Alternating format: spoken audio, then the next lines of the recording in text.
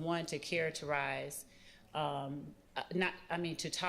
testify about what Spencer Wright said when I've not opened that door, and there's no exception that affords him the ability to permissibly elicit that type of testimony from the witness. I'll stop there.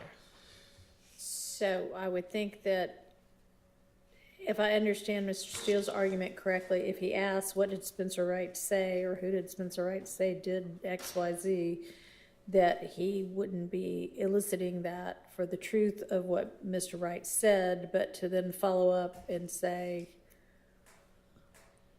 warrants weren't taken out for whomever that person was, I guess. Is that what you're saying? Well, Your Honor, I mean, he could ask whether warrants were taken out based on what Spencer Wright said, but I think that him getting into whether he lied or what he said specifically would not be proper. Yeah, I agree with that, but we weren't talking about a question about whether the officer thinks that, or the detective thinks that Mr. Wright lied. It would have been, you had said this would be hearsay. And he's offering something that if he asked it wouldn't be for hearsay purposes because it wouldn't be for the truth of the matter. Your Honor, I mean, I can't make a blanket ruling that nobody can ask anything about. But go ahead. Asking about whether Mr. Steele believes that it's the truth or not, eliciting specific statements from the witness. It's an out-of-court statement that may or may not be considered true. He may say he's not offering it for the truth of the matter, but I think it's akin to asking what Detective Thorpe did based on information he got from other people. And the idea is that it wasn't that what they said is true, he followed up on it, but I can't talk about what the other people said. And in the same manner that the objection was sustained, that I can't even, it's somehow embedded hearsay, this idea that having Detective Thorpe talk about what Spencer Wright said that Mr.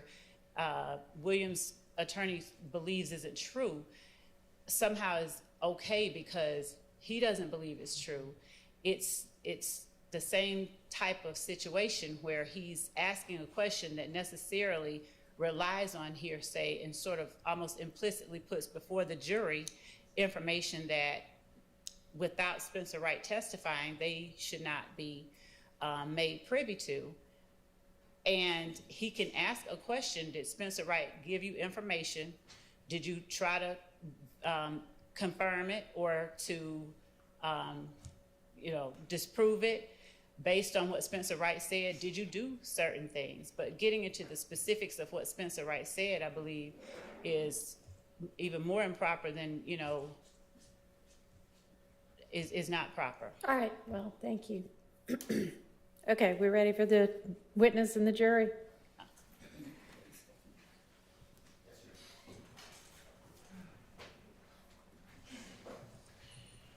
And, I'm sorry, I just want to say one thing. And I will be asking if he interviewed certain defendants. I will not be asking what they said. Okay.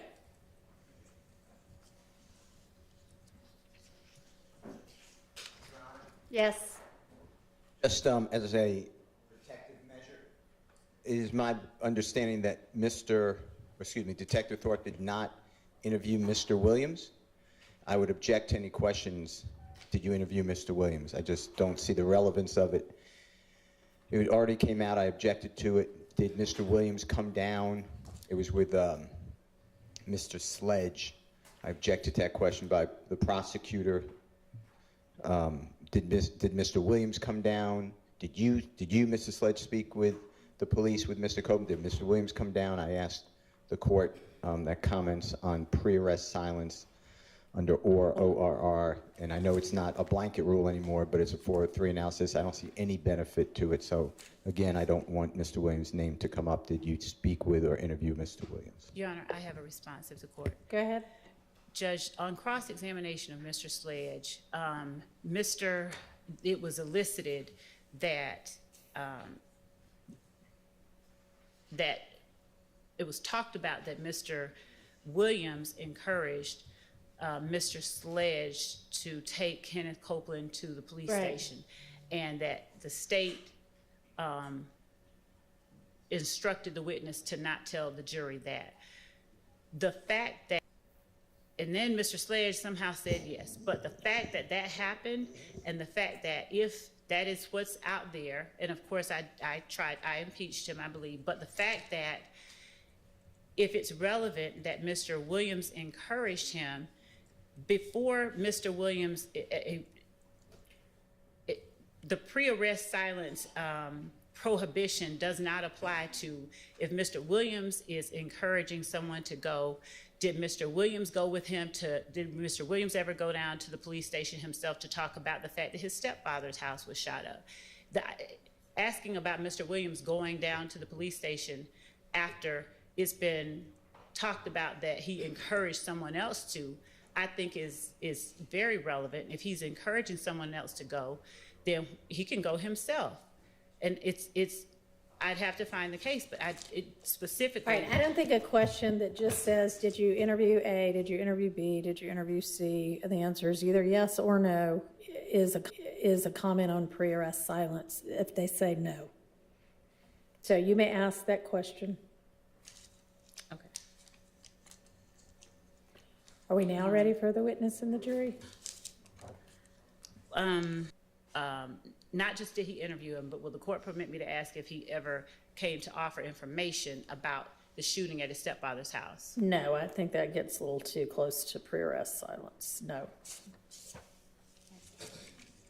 Are we now ready for the jury and the witness? Yes, I'll have. Yes, okay.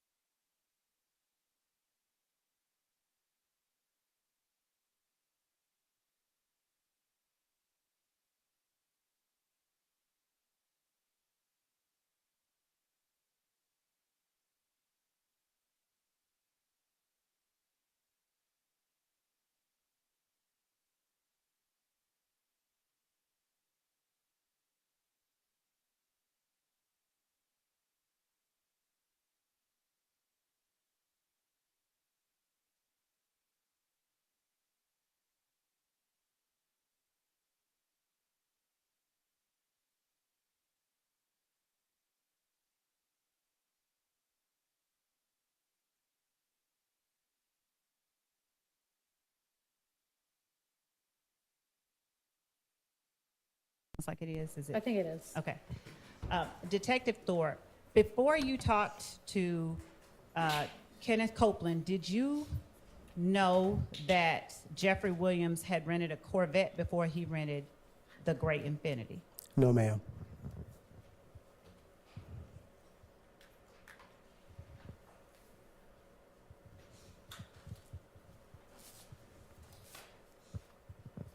After you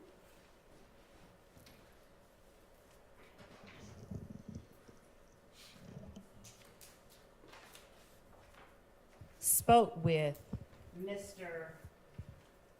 Wright, did you also, without talking about what anybody said, speak with a person with the last name Stillwell, Tremont Stillwell.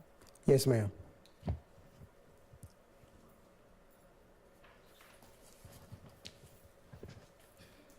Did you speak with that person along with ADA Sprinkle?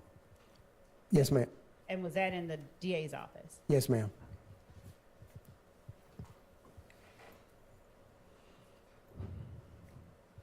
When you mentioned earlier that you put out a picture, a photo of the person entering the barber shop with a gun, I'm going to show you what has been admitted as State's Exhibit 292 Charlie, 292 Yankee Charlie 2, and ask you if this is generally the depiction that you release to the public.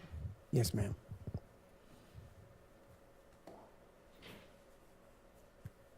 Yes, ma'am. All right. And I'm going to now show you State's Exhibit. Just 1 second. 5 Yankee. 5 Yankee. And ask you whether this is or isn't similar to the photograph that you released to the public.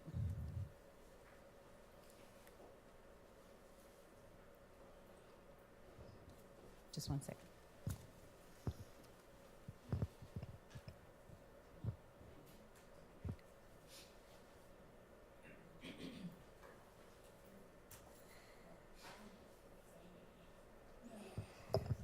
And while we're actually pulling up, it's going to be a different exhibit. I'll ask you this. After speaking with Kenneth Copeland, did you also speak with Antonio Sledge? Yes, ma'am. Do you recall who all was in the room or in the interview with Mr. Sledge? Yes, should be Detective Dennis and Detective Gaither. All right. And did you also speak with Demonte Kendrick? Yes, ma'am. And who was in the room when you interviewed him? Detective Gaither and Detective Dennis. Did you also interview Shannon Stillwell? Yes, ma'am. All right. Who was in the room when you interviewed him? I believe it was Detective Dennis and Detective Gaither on that one also. And were all of these interviews captured in the same way that the interviews in normal interview rooms are recorded, audio and video? Yes, ma'am. All right. Showing you 296 Yankee.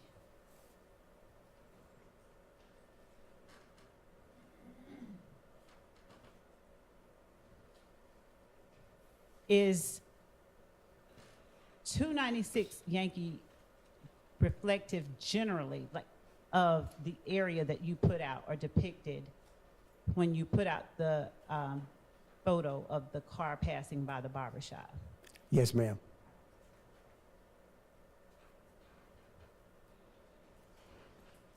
After you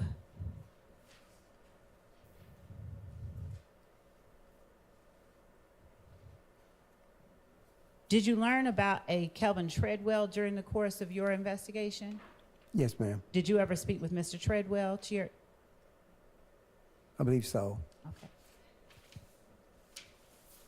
After, did you know about a person by the name of Javaris Bradford before you turned your file over to the district attorney's office? No, I did not. Did you learn about a person named Javaris Bradford afterwards? Yes, ma'am. Do you recall where you first heard the name Javaris Bradford in the course of this investigation? The fall investigation done by Senior 88, Mike Sprinkle, and his team. All right. Ariel Bax, had you heard that name prior to turning over the case to the district attorney's office? No, ma'am. All right. Did you learn that name after ADA Sprinkle began looking into this case? Yes, ma'am. What about, did you know about a person by the name of Kenya Morton? No, ma'am. Did you learn about Kenya Morton after you turned the case over to ADA Sprinkle? Yes, ma'am.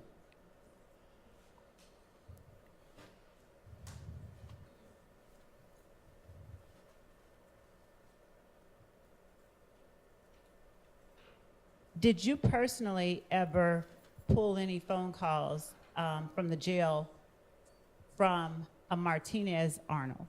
No, ma'am, I did not.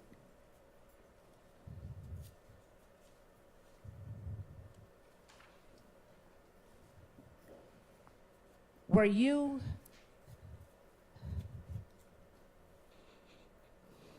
now? Did you personally ever interview or speak with Mr. Williams, Jeffrey Williams? No, ma'am. Okay.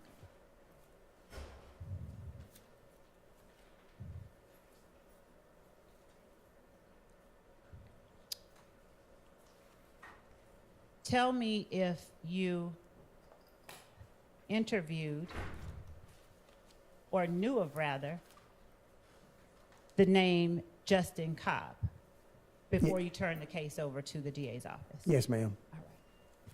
Do you remember how you first learned of that name? Yes, ma'am. Did you learn about it before your investigation, or did you know of that name before you began the investigation into the murder of Donovan Thomas? No, ma'am, during. Did you speak with Justin Cobb before you turned the case over to the district attorney's office? I do not believe so.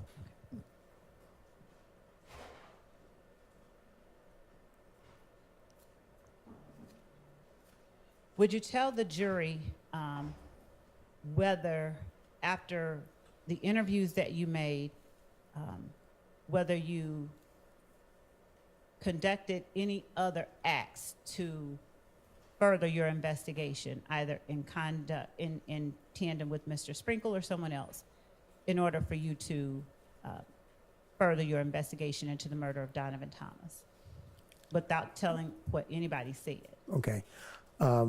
Yes, I did.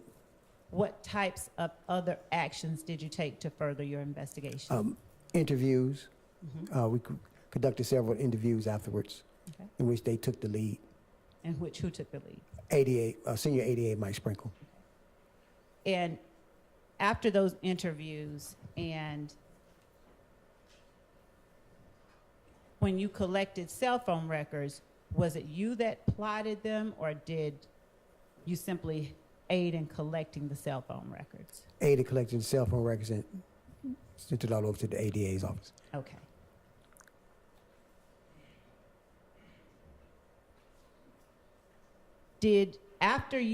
Before you turned your case over to the district attorney's office, did you execute a warrant for people who were not later indicted for the murder of Donovan Thomas? No, ma'am. Did you, and by a warrant, I mean, did you have a cert or an arrest warrant signed for Antonio Sledge for the murder of Donovan Thomas?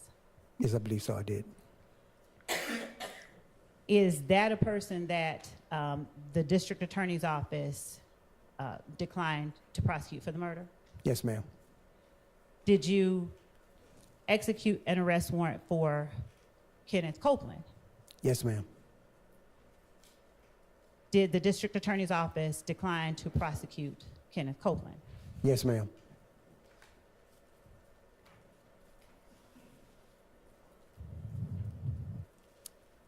Did the district attorney's office indict people that you had not arrested or executed arrest warrants for? Yes, they did. Was one of those persons Javoris Bradford, as it relates to the murder of Donovan Thomas? I to your believe. knowledge? I believe so. And what about Justin Cobb? I believe so also. And did the district attorney's office execute or indict the remaining people that you executed arrest warrants for? I believe so. Yes, ma'am.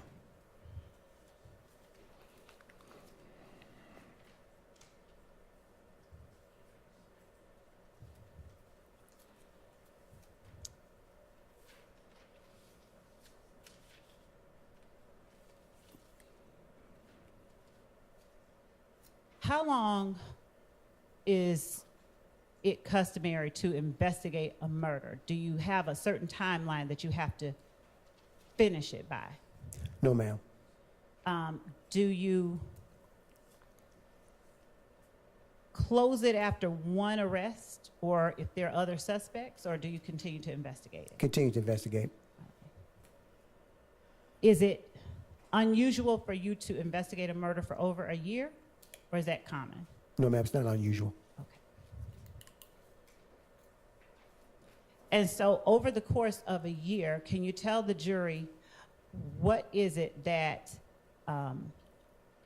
would take a year versus allowing you to finish a murder in 48 hours, like you might see on TV?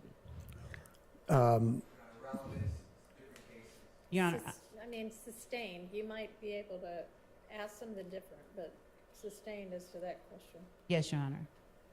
Would you tell the jury some of the factors that led to the length of time that you investigated this particular murder, generally speaking?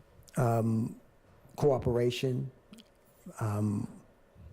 other substantial evidence, physical evidence from the scene, tangible, and that there was a series of people that we had to interview to suss out what was good leads, what was bad leads. Okay.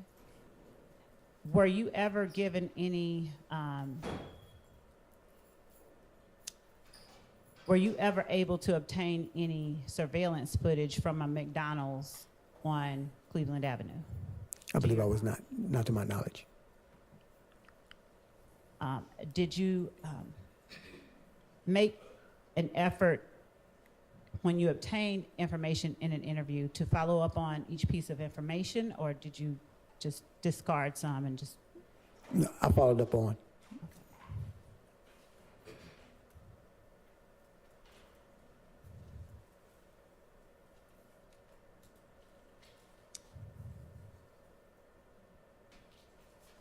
Were you ever able, or did anyone ever give you reason to believe there was surveillance footage at the Green store of interest to you? Not to my knowledge.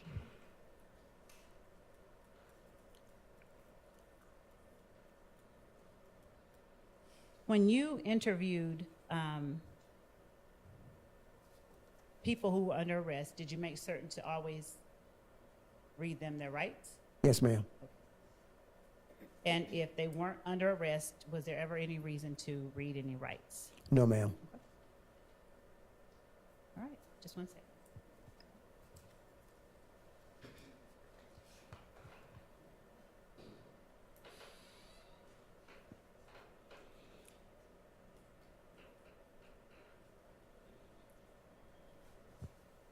Do you recall the time, the exact specific time that you took the warrants out for the murder of Donovan Thomas, arrest warrants? I believe it was around the month of November, Of what year? 2015. Okay. And do you remember when it was that you turned the case over to the DA's office? January of 2016. Okay. Did you know the name Demise McMullen? Yes, ma'am. Did you learn about that name prior to turning the case over to the DA's office? No, ma'am.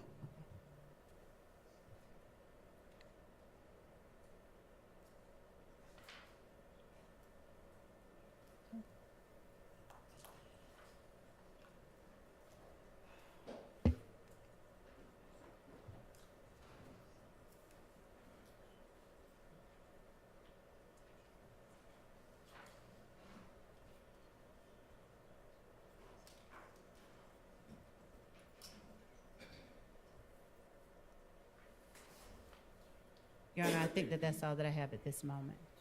All right. Any defense counsel have questions for this witness?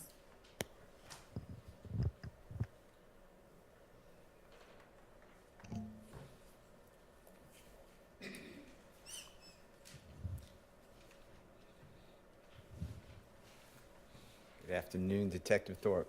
Good afternoon, Mr. Steele. How are you? Fine, sir. How about yourself? Can I ask you some questions? Yes, sir. I want to go to Sunday morning, January 11th of 2015. Yes, sir.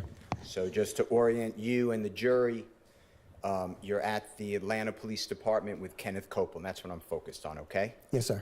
And there's something in evidence already. It's a video audio recording Yes, sir. And you were the one who started or ensured that that room was being video and audio recorded when you were with Mr. Copeland. Fair to say? Yes, sir. Your Honor, it's already in. It's JW, Jeffrey Williams, 241D. May I play it, please? You may. It should come up on your screen.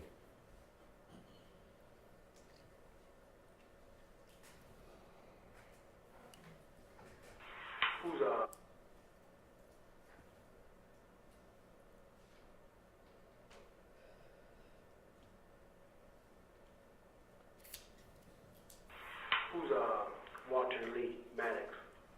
Who? Who's Walter Maddox? No Y'all- nickname? Did y'all ever rent or own an Infinity? Fan. Y'all ever rent one of those cars before? Have you been stopped in an Infinity before? Have I? Yeah. Had an accident in an Infinity? No. A Maxima? Have I ever had a car wreck in? Mm-hmm.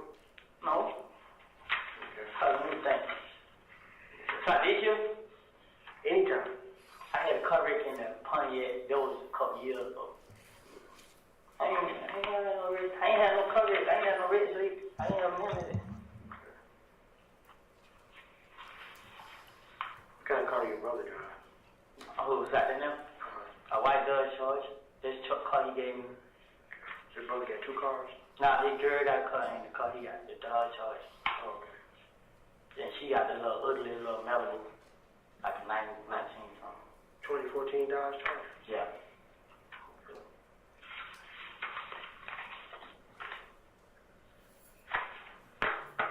White? Yeah.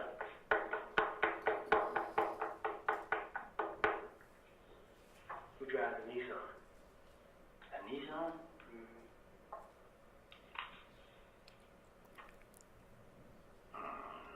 What color? What color is it? Gray. I like that Nissan. Okay. Y'all ever had a Infinity Gray, a gray Infinity Q45 before? A truck? No. A cup? Yeah. Not I know of. Were you able to hear that? Yes, sir. Okay, and that's fair, that's accurate, looks true? Yes, sir. Okay. So you were asking Mr. Copeland questions about a gray, potentially rental car Infinity. Is that fair to say? Yes, sir. And this is within 8 hours approximately of the shooting of Mr. Donovan Thomas and the two other people, right? Yes, sir. And when you asked him those questions, Mr. Copeland was there because you had information, I believe, that the streets were calling his name about being involved in this crime, right? Yes, sir. So you gave him the opportunity through a conversation you had on the telephone. If he wants, he doesn't have to, but if he wants to come in and talk to you, that's what we're going to talk about, his possible being involved in the shooting, right? Yes, sir. All right. Now, when he told you, no, he didn't know Mr. Maddox, no, there was nothing to do with a gray-colored Infinity rental car, you had already, obviously, information that he may have been involved with that car. Is that fair to say? Objection failed as to that car. Sustained. The car that I just referred to, the gray rental car Infinity. Yes, sir. Okay. Now, he denied any knowledge or access to that type of vehicle that we just saw in Jeffrey Williams 241D, right? Yes, sir. And you had a reason to believe that he was not being truthful, correct? Yes. Objection, Your Honor, as to the improper form of the question. Sustained. You did not, at that point, you had information contrary to his denial, true? Yes, sir. Now, he also, at that same interrogation, meeting, interview, whatever you want to call it is fine, with Mr. Copeland, you also asked him where he was at and around the time of the shooting. Is that fair to say? Yes, sir. And he told you two places of interest. One is a McDonald's, right? Yes. Objection, Your Honor, mischaracterizes regarding at or around the time of the shooting? Overruled. Tells you about a McDonald's, right? Yes, sir. He told me about McDonald's. And that McDonald's, the jurors have seen pictures and they've heard the address, but we're talking about on Cleveland Avenue, fair to say? Yes, sir. And it's near a laundromat, if you're familiar with the area. Yes, sir. Okay. Near the laundromat, near the auto place, and across the street is other establishments, including a gas station convenience store, fair? Yes, sir.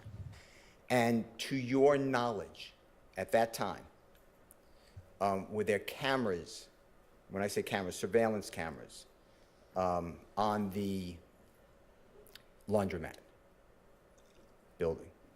I believe so there was. Were there cameras on the McDonald's? I believe so. Yes, sir. Were there cameras on the auto parts store? I believe so. Yes, sir. Were there cameras across the street on the convenience store, gas station? Yes, sir. Now, when you went, I assume you followed up on that alibi, true? Yes, sir. When you went to those establishments, or did you go to those establishments?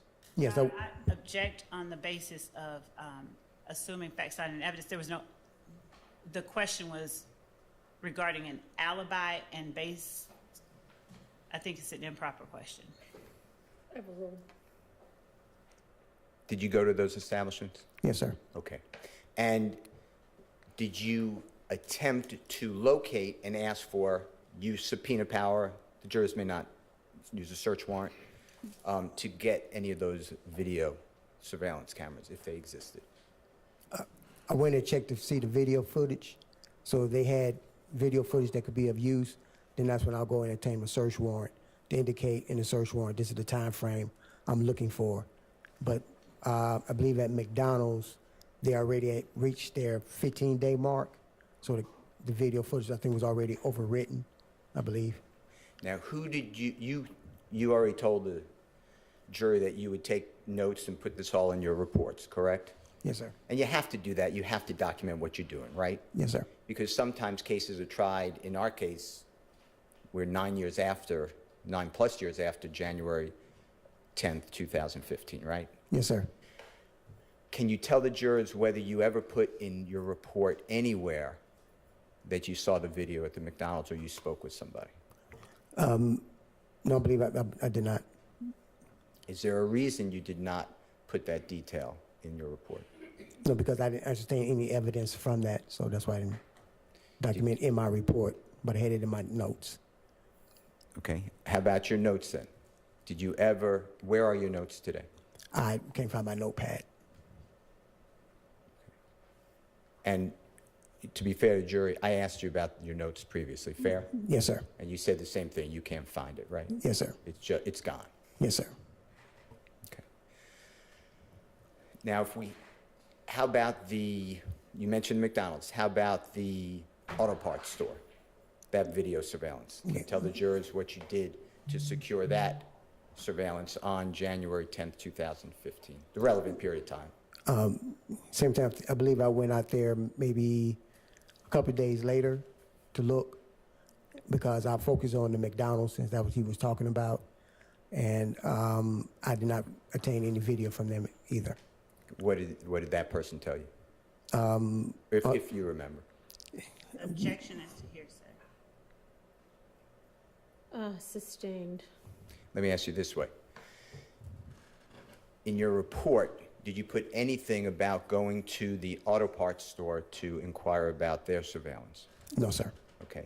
And it would be in your notes? Yes, sir. Notes are gone. Yes, sir. Can't find. Can't find. Okay. Sustained. Across the street, the convenience store gas station, their surveillance equipment. Did you go there and ask them for theirs? I believe I went to ask them for theirs. You did not? I believe I did not. Okay. And how about the laundromat across the street from the McDonald's? I don't think their system was working at that time. Do you remember who you spoke with? No, can't remember the name. And the same questions, it's not in your report, correct? Correct. Okay. You mentioned the green store. Do you know the true name of the green store by any chance? No, sir, not offhand. Okay, that's fine. But it's called the green store for the obvious reason that it was green?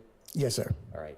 And how far, if you know, and if you don't know, just say, I'm not familiar, would you say the green store is from the location, God forbid, that Donovan Thomas was shot? I want to say maybe a couple of blocks. Okay. We're talking close, right? Yes. All right. Yes. Now, Mr. Copeland told you that on January 10th, 2015, and when I say told you, I'm still sticking to the next day or 8 hours later. He told you also that he was at around the Green Store at around the time of Mr. Thomas being shot. Fair to say? Yes, sir. And are you aware, did you find out, did you look for it, whether the Green Store had surveillance cameras? Yes, I did. Okay. And did the Green Store have surveillance cameras? I believe their system was down also. Okay. And who did you speak with? I can't recall the person's name. And did you put it's not in your report, fair to say? No, sir. And the notes are gone. Yes, sir. Now, surveillance footage is a good tool. Would you agree with that for Yes, law sir. enforcement? Yes, sir. Because a surveillance camera, if it's properly working, no one tampered with it, it doesn't really have any motivation or agenda. Is that fair? Vague and Overruled. motivation. True. True. And it just captures, if it's working properly, the images that it has in front of it, right? True. So we wouldn't really have to debate whether Mr. Copeland or others were at a McDonald's if we had that surveillance. Objection calls for speculation. Sustained. Now, with regards to Mr. Copeland, when he told you he made the denial of the infinity, remember what we just played? At that point in time, that got you, I assumed, so you tell us, that got you interested in maybe he's not being forthright. Is that fair? Objection, Your Honor, as to improper questions regarding. Sustained. You questioned whether he was being truthful with you. Is that fair to say? Objection, Steele, Your Honor. Sustained. Did you have questions on his answers that he denied the infinity? Objection, Bless you. vague. Bless you. I'm sorry. I said objection, vague. The question was, did you have questions? Questions on his, sustained. How did you take it when Mr. Copeland said, no, I don't have anything to do and no memory of the infinity? Objection, Your Honor, vague Overruled on that basis. Okay, how did I take it? and Yeah. relevance, Your Honor. Sustained. Okay. All right. Let me ask you about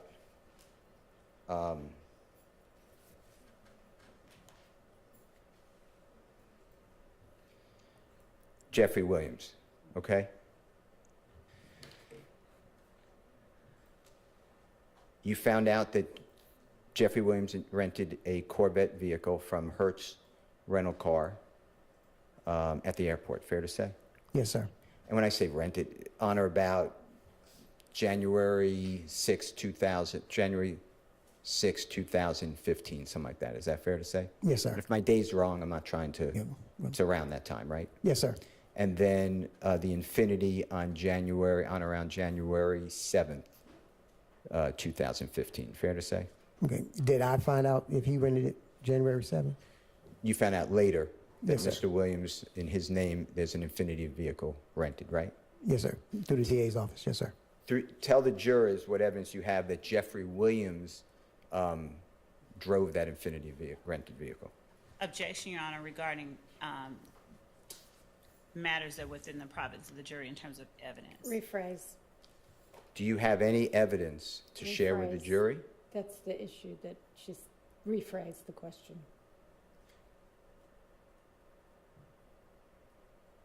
I think that's a proper question. Rephrase the question.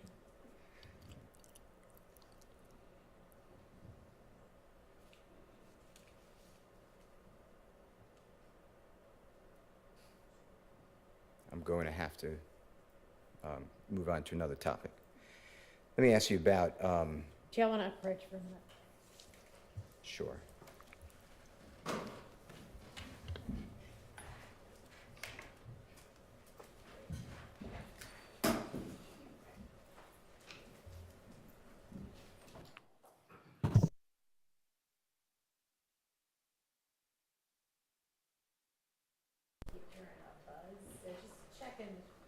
make sure it's a little distracting. Check and make sure your phones aren't getting picked up by.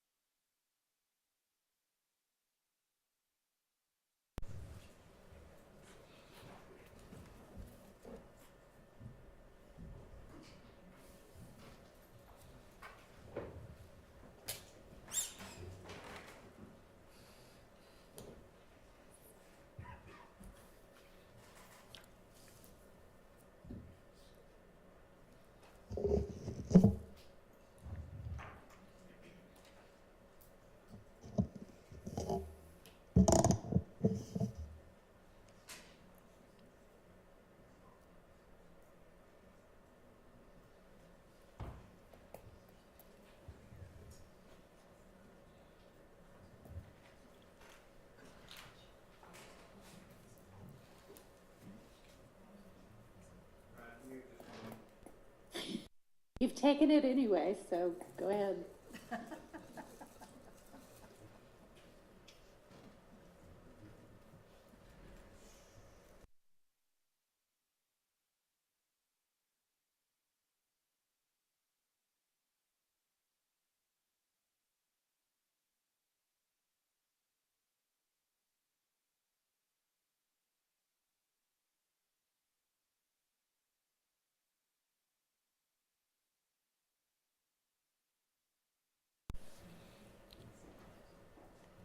Your Honor, I don't have any questions. Thank you so much.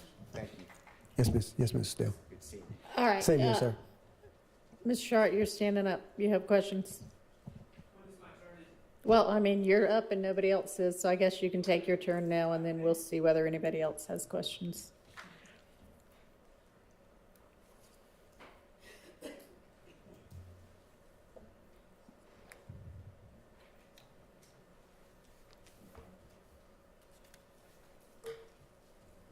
Investigator Thorpe, good afternoon.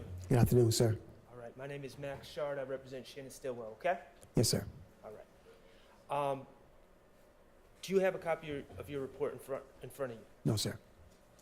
Okay, let me see if I can get you.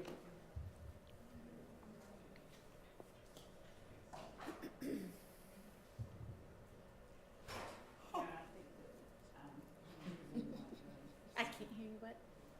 I don't, oh, if Mr. Shart has one, I have one that he could use. I believe It it's doesn't matter. And, Your Honor, may I just Come. approach and bring it up? And I'm not asking Detective Thorpe to refer to it at all right now. I just want him to have it handy in case he needs to. In the event, sure. Thank you. Thank you, sir.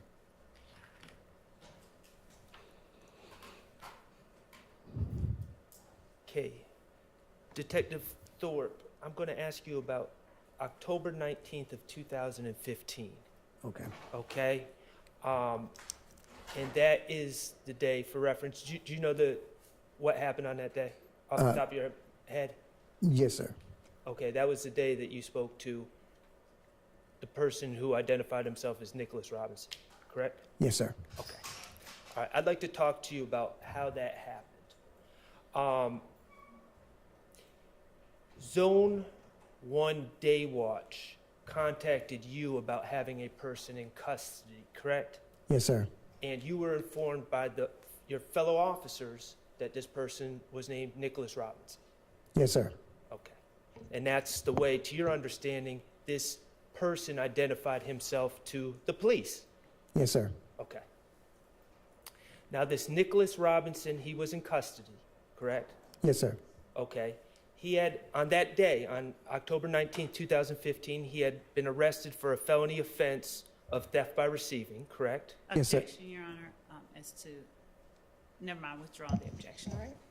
And he was also had probation warrants. Yes, sir. Okay. The reality is, Nicholas Robinson was on his way to Rice Street, to 901 Rice Street, the Fulton County Jail. Yes, sir. And your fellow officers called you and said, this person may have information on something you're working on. Yes, sir. Okay. And you decided,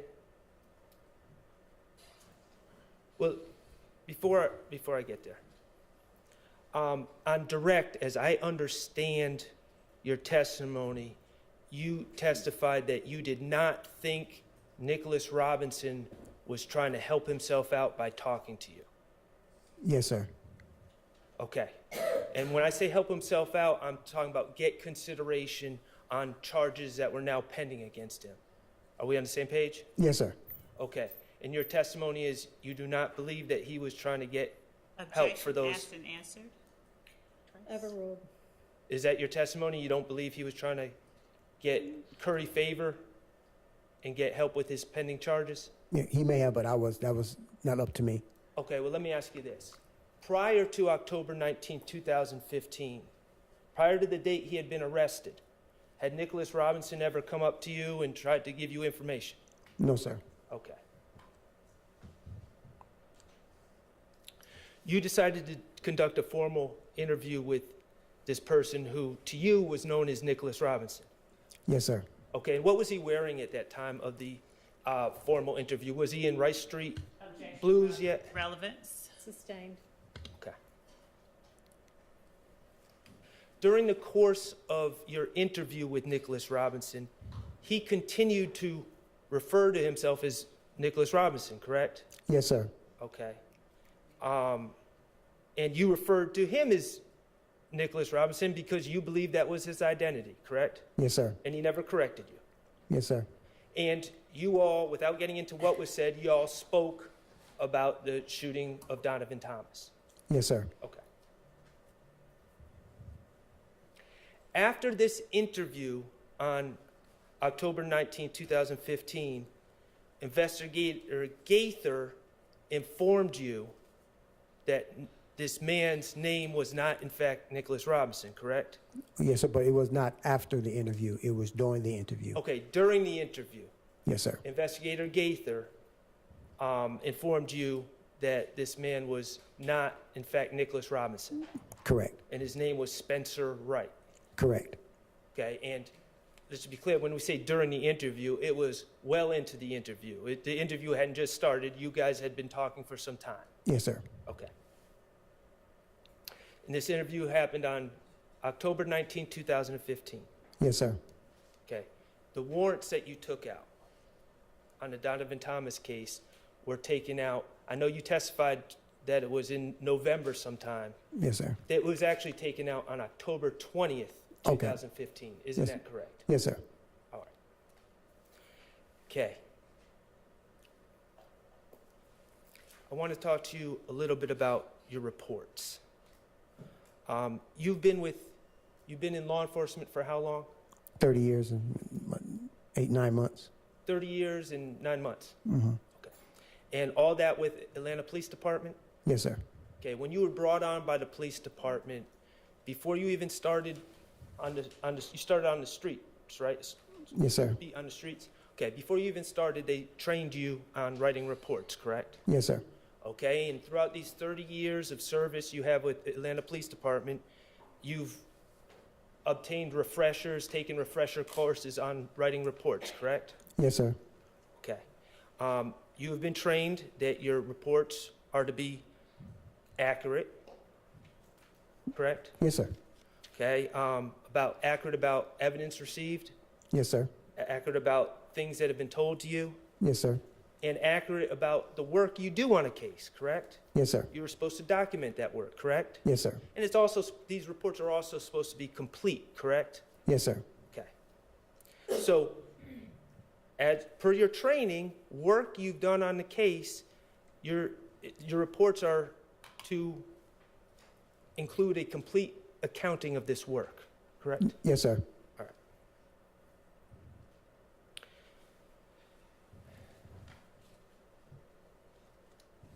Now, you testified and I'm not going to retread over things that Mr. Steele covered, but just briefly. You testified that you went to the McDonald's to search for surveillance video. Yes, sir. Okay, and what date did you do that? I believe it was not the 11th, I think it was the 12th. January 12th, I'm sorry, January 12th. Okay, January 12th, you Oh. went to the McDonald's Yes, sir, I believe it to was. look for video, Yes, sir. I can't recall exactly what day it was. but you're pretty sure it was January 12th? Yeah, it was in that time range. It wasn't like 2 or 3 months later. Okay, did you not just testify that when you went to the McDonald's, they informed you that the video had been taped over? Yes, most of it is on a 15-day cycle, so I don't never know when their 15-day cycle starts or ends. Okay, but if you went on January 12th, that would have been 2 days. Yeah, once again, do not know when their 15-day. Everybody's system is different. Might not follow the same 15 days as in the months. It's like sometimes we get them and the video can be 2 hours behind, 2 hours ahead, based on that particular location. So I do not know when their 15-day rotation was. Who went with you? I went by myself. Who did you talk to at McDonald's? What was their name? I cannot recall the name. Did you record any of this? No. And none of this is in your report? Yes, sir. Yes, it's not. Yes, it's not. Okay. The auto parts store. When did you go speak to the people at the auto parts store? Maybe a couple of days later. And who went with you? Nobody. And is that recorded? No, sir. And is that mentioned in your reports for APD? No, sir.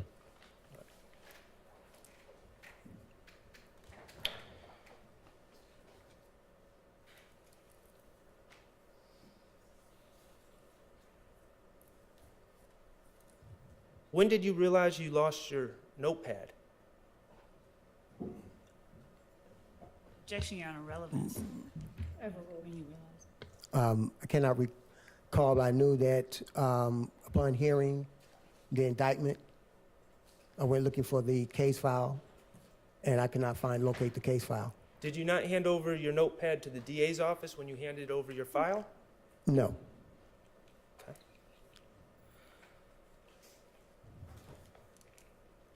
Okay. Let's talk about the Green Store. The Green Store is formerly known as Mommy's Grocery, is that correct? Yes. Okay, and that's on Glen Street. Yes, sir. About 100 yards from where Glen intersects with McDaniel Street, correct? Yes, sir. Okay. You would agree quarter mile from the scene where Donovan Thomas was shot? Yeah, about a block and a half, 2 blocks maybe. Block and a half to 2 blocks. Yeah, probably. To drive from the Green Store to that scene about a minute? Probably less than that, Less than a minute, okay. depending on the traffic. Gotcha. Okay, as I understood on direct, your testimony about surveillance at the Green Store was no one told you they had surveillance. Well, I believe they say the system was not working that day or something like that. No, when, I'm talking about what Ms. Love asked you. I believe you said that no one told you that they had surveillance. Is that not correct? I can't recall, but I believe it was to that degree that the video system was not working, so they didn't have video. Okay. If the video system was not working, they didn't So- have video. So your testimony isn't that no one told you they had surveillance. Your testimony is you went to the Green Store? Correct. Okay. Who went with you to the Green Store? No one. Who did you speak to? I cannot recall the person's name. What day did you go to the Green Store? Probably within that week, I believe it was. Okay. And was that trip to the Green Store, was that recorded? No, sir. Okay. Is that in your notes? No, sir. Excuse me, in your report? No, sir. Okay.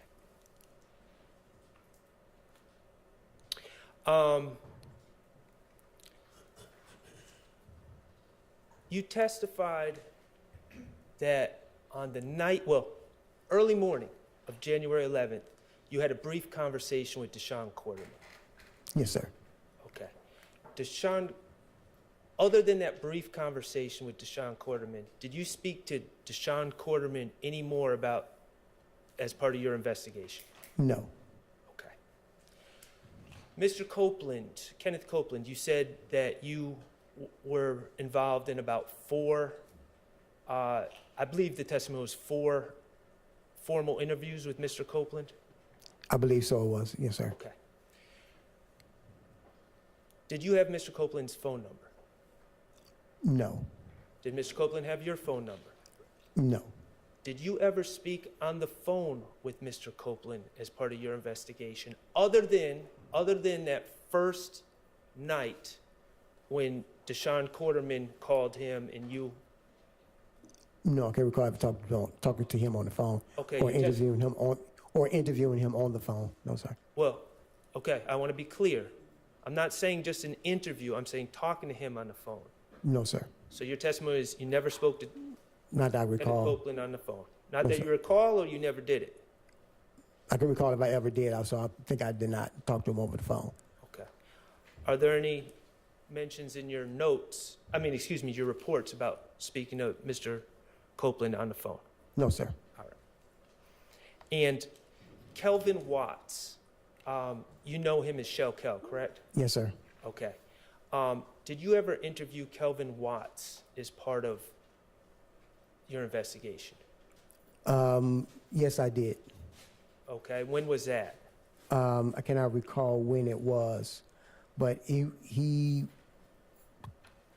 you want to go into detail, but it was. I'm not asking you what was said. I'm Okay. just asking when you spoke to him. I cannot recall. He was brought on an unrelated case. Okay. So as part of this investigation, I'm asking, not unrelated cases. Yeah, well, I asked him because he was there at the time of the incident. So I asked him roundabout questions, and he was like, "Don't want to talk about it." So let me ask you this. In your investigation, were you able to determine Kelvin Watts' whereabouts on January 10th, 2015 at 7:20 p.m.? Yes, sir. I'm going to object based on hearsay. It would necessarily require it. Overruled. And where was Kelvin Watts? He was at the location, the incident location. Where Donovan Thomas was shot? Yes, sir.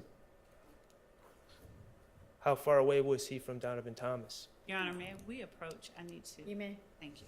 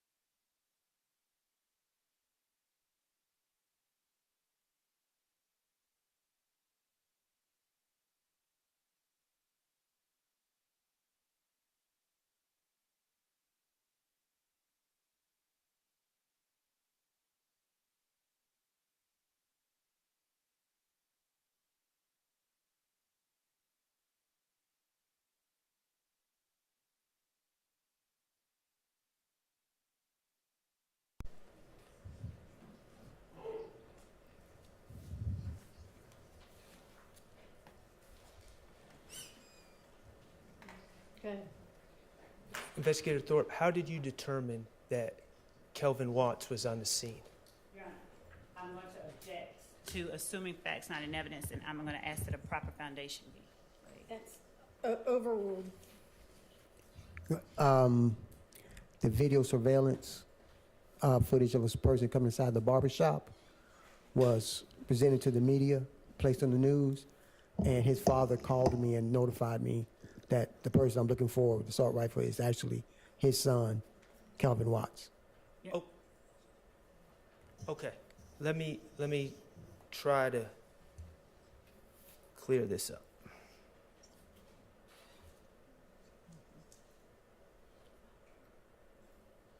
Okay.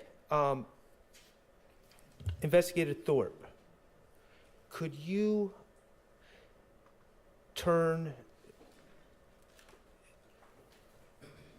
does Donovan Thomas Sr. have multiple sons?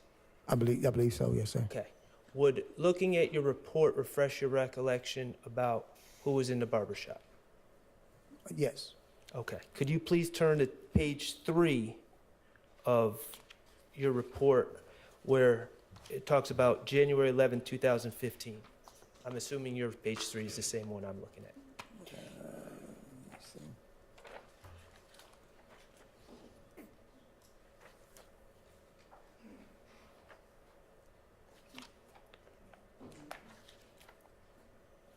Do you see where it says on January 11, 2015 at approximately 18:45 hours?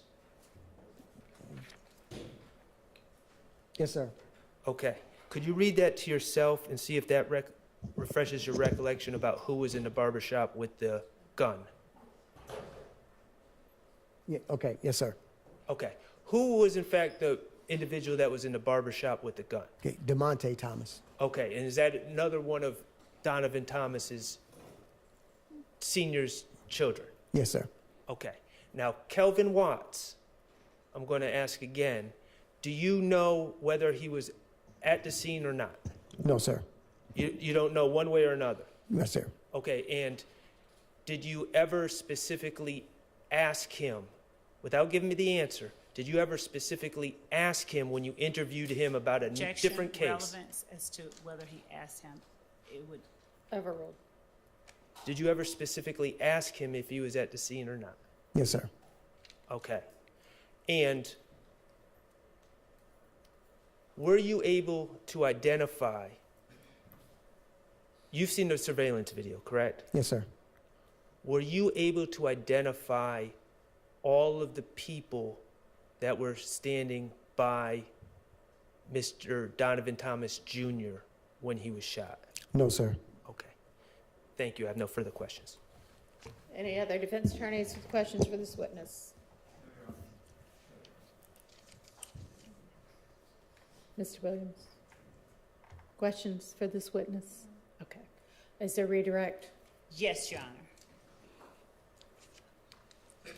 Detective Thorpe, you were asked on cross-examination about an alibi that Mr. Copeland gave at the time of Donovan Thomas's murder. Do you recall that? Yes, sir. Yes, ma'am. I'm sorry. And do you recall exactly what it was that Mr. Copeland told you he was doing at the time of Donovan Thomas's murder? Yes, if I recall correctly, he stated that he was home in the bed asleep. Okay.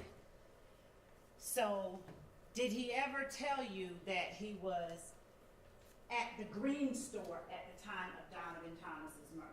No, ma'am. Did he ever tell you he was at the McDonald's at the time of Donovan Thomas's murder? No, ma'am.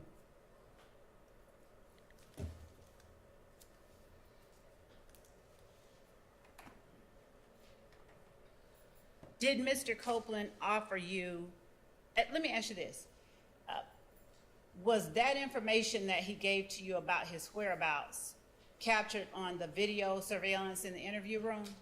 Yes, ma'am. Did Mr. Copeland ever tell you anything different about what he was doing or where he was at the time of Donovan Thomas's murder outside the interview room? No, ma'am. Now, how many, you said you worked 300 homicides or more during your time with APD? Yes, ma'am. How is it that you give to the district attorney's office the results of your investigation? Do you normally just turn over your notepad, or do you summarize it in a report? I summarize in a report, Okay, which called the lead investigator supplement. all right.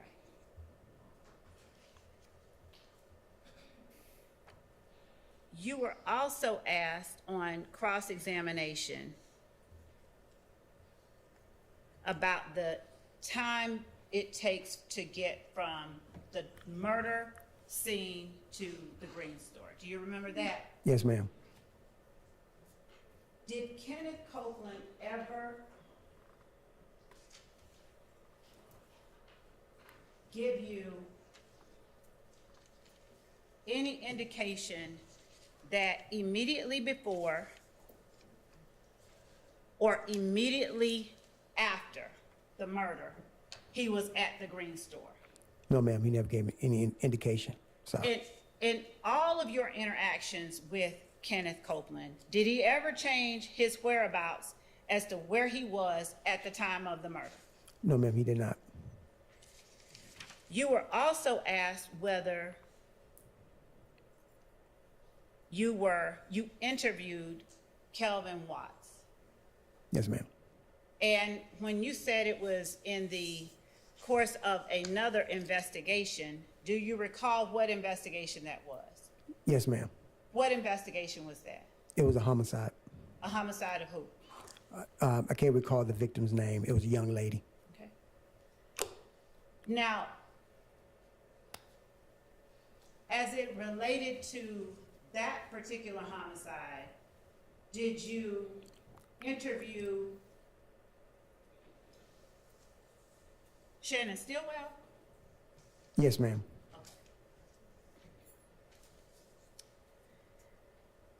And when you were asked on cross-examination about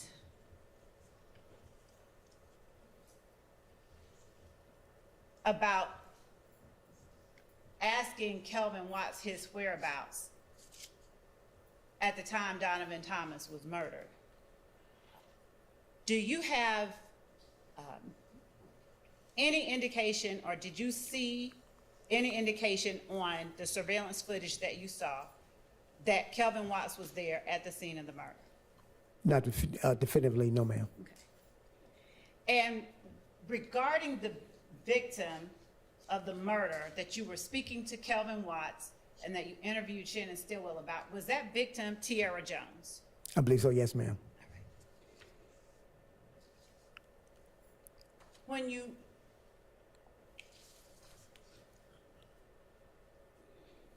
you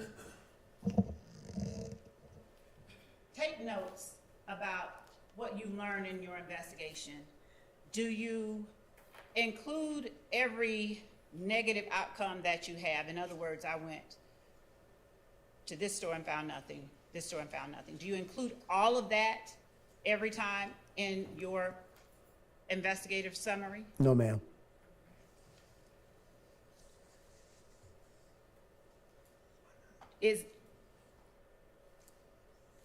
Would you keep that information or share that information if you were asked about it? Yes, ma'am. You would share it? Yes, ma'am. So why don't you put all of the negative information, like in terms of not having found anything, in your investigative report? I try and keep my supplements relative to the investigation. So if they wish to do a follow-up, they say, okay, this is where he went. He got this. Let me go back and verify this, verify that.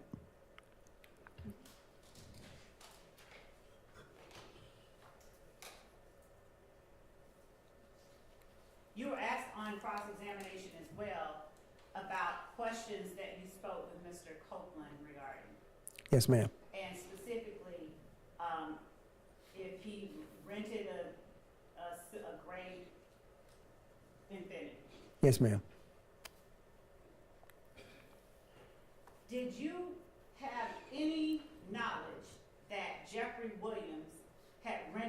a grave infinity at that time?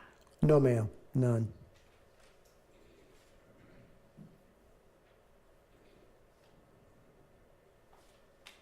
And when you say that you met Kenneth Copeland at the back of police headquarters, Yes, ma'am.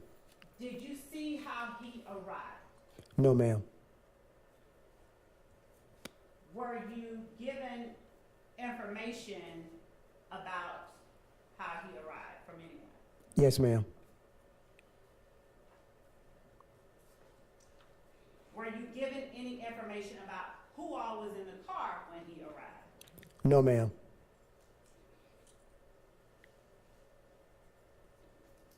Did your questions regarding what kind of car that Mr. Copeland may have owned or rented have anything to do with what you believe he arrived in? Yes, ma'am.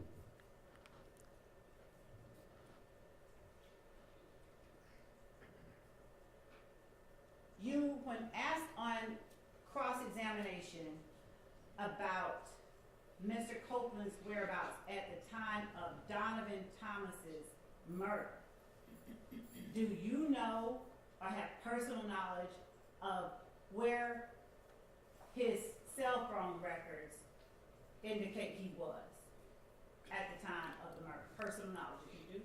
No, ma'am. I do not have personal knowledge. Did you see yourself and Mr. Copeland on the screen when you were asked on cross-examination about defense, Jeffrey Williams Defense Exhibit number 241D? Yes, ma'am. Did you see the cell phone on the table before you in front of Mr. Copeland? Yes, ma'am. When I asked you earlier if Mr. Copeland carried a cell phone, did you recall at the time that he had one during the interview? I didn't recall that he had one during the time of the interview. When you video record interviews, such as this one and others, does the video recording of the interviews, do they serve to preserve information that you may not remember later? Yes, ma'am.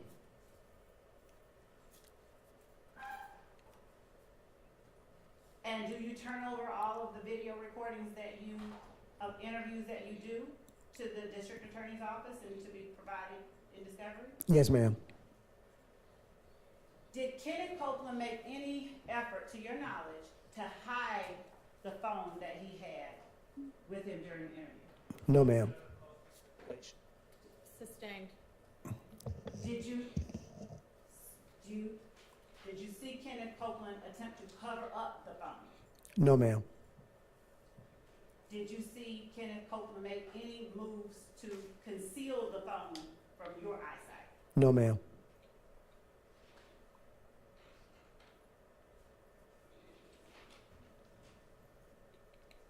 Do you recall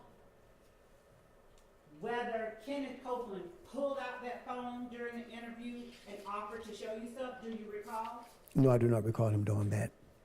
Would looking at that interview, a certain portion of it, refresh your memory? Yes, ma'am. Okay.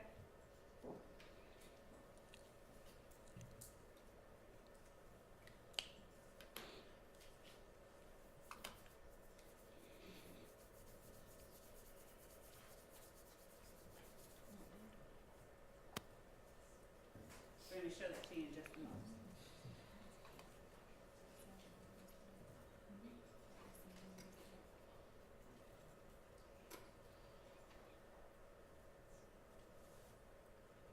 Do you know who or where it is that you got the name Walter Lee Maddox? I believe, Without saying, just did you? Without saying what someone said, just do you believe? law enforcement database. Okay.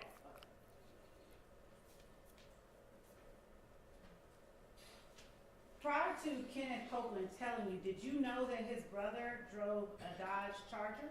No, ma'am.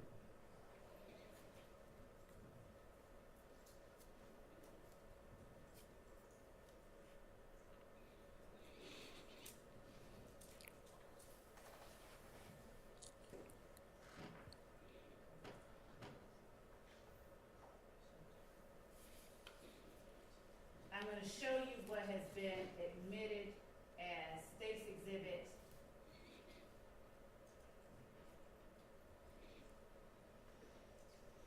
378 Yankee Echo at timestamp. And I'm gonna show it to you, just to see if it refreshes your memory.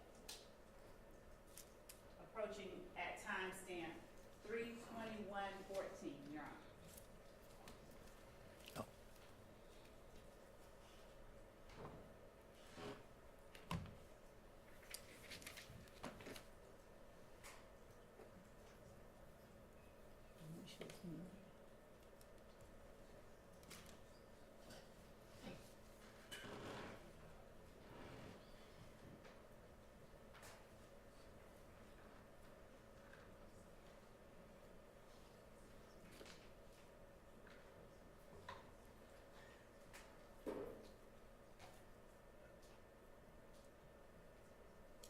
And since I'm not playing sound, are you able to remember whether or not Kenneth Copeland pulled out his phone to show you information by looking at this exhibit? Yes, ma'am. Okay. Is your memory refreshed after reviewing it? Yes, ma'am, somewhat. Yes, ma'am. During the interview, did Kenneth Copeland, and it's 378 Yankee Alpha, during that interview, did Kenneth Copeland pull out his cell phone and show you and offer to show you information? I believe he did, yes, ma'am. Did you see him pulling it out and extending it towards you? No, he was just mostly keying it up himself. Was he keying it up himself in front of you, under your nose? Yes, ma'am.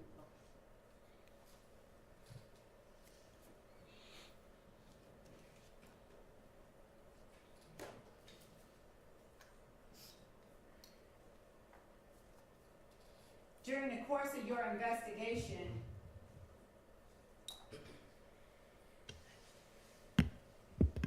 was it common or uncommon for the people you were interviewing to essentially key up information under your nose? No, ma'am, it's not unusual.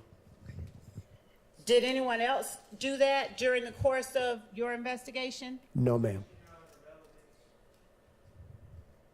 Sustained.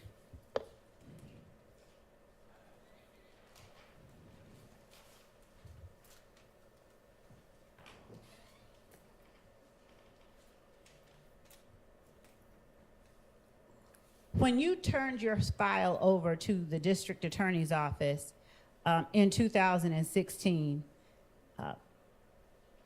did you also turn over the recordings that included the interviews that you conducted? Yes, ma'am.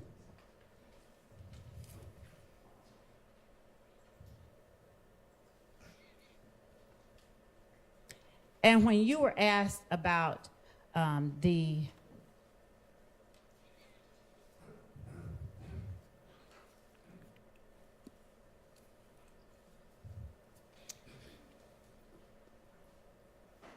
auto parts stores at the auto parts store and the other places in the area,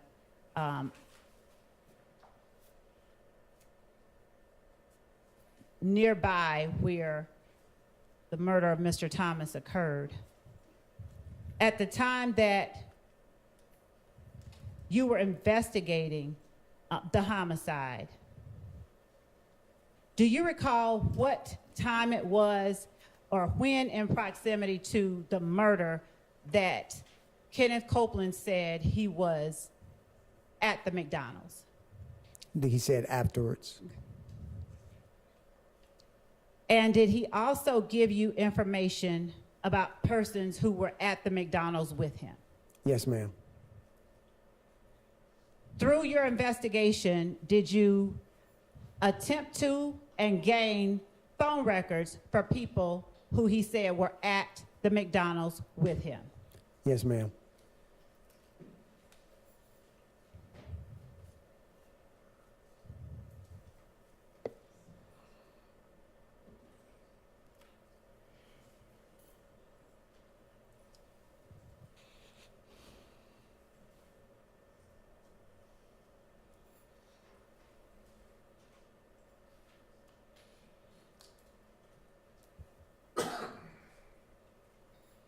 was, according to Mr. Copeland, Demekion Garlington at the McDonald's at the same time he was? Yes, ma'am. Did Mr. Copeland, to your memory, give you information during any one of his interviews about where he and other people went after leaving the McDonald's? Yes, ma'am. And where was that? Jeffrey Williams' residence. Okay. Did you determine the location of that residence after speaking with Mr. Copeland? Yes, ma'am.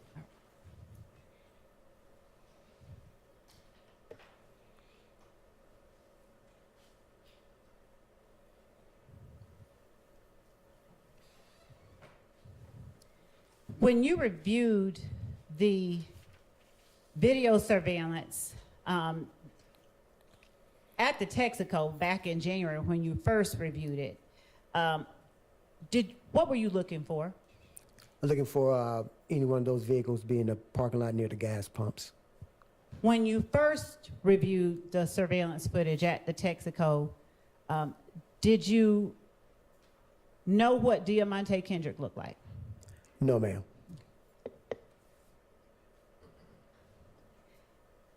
Did you find any evidentiary value when you first reviewed it, or see or anything that you felt you needed to follow up on as it related to people going into the Texaco? No, not till afterwards. Okay.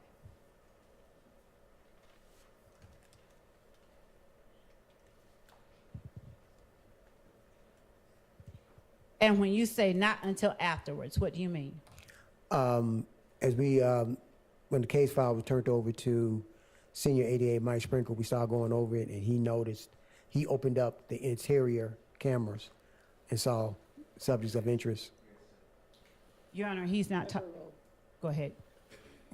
He saw people of interest walking in. When you say he opened up the interior cameras, can you explain what you mean? Yes. We downloaded both interior and exterior cameras. What I was looking for on the exterior cameras was possible a tag for the vehicle that was used in the drive-by, or that if the car posted up at the gas station, circled the block, how many people was inside the vehicle, and if I can identify the people inside the vehicle.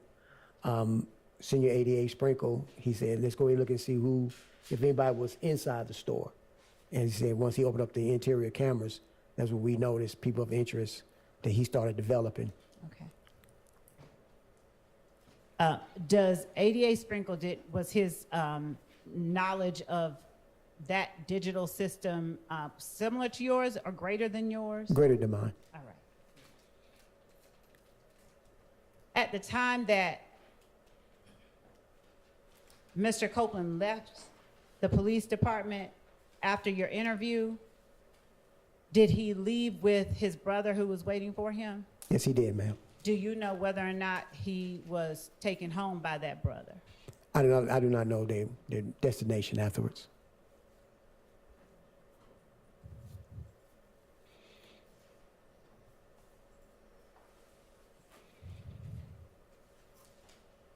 Now, when you looked at the video surveillance at the Texaco initially, did you find anything of evidentiary value? Did you recognize anything of evidentiary value? Objection asked and answered. Sustained. Were you able to get a license plate on any vehicles? No, ma'am.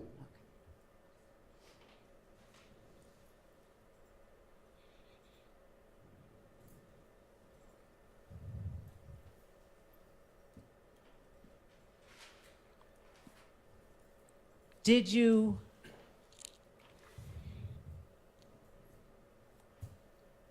do anything to intentionally hold back or withhold anything in the notes you talked about on cross-examination? Did you intentionally destroy them or anything? No, ma'am.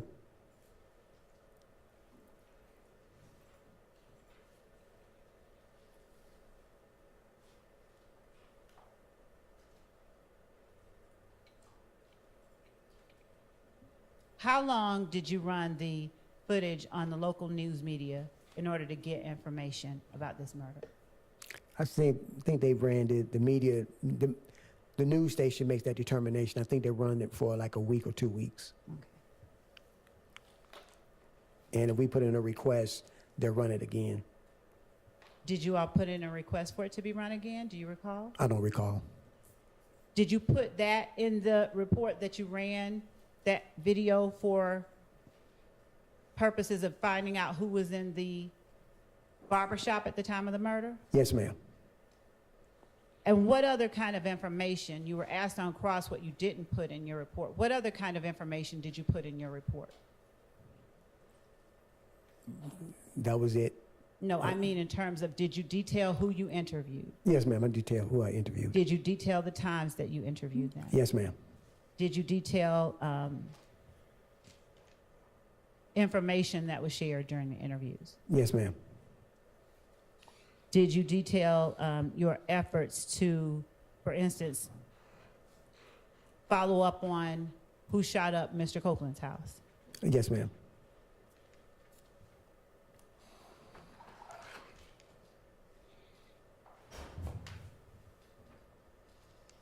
Did you detail information about people that you initially investigated but ultimately chose or decided not to charge? I believe so, ma'am. Yes. Did you put information about Quintez Griffin in your interview, Yes, ma'am. in your report? Yes, ma'am. Did you put the information about Spencer Wright in your report? Yes, ma'am. Did you put that Spencer Wright initially gave you a name, Nicholas, Yes, in your ma'am. report? Yes, ma'am.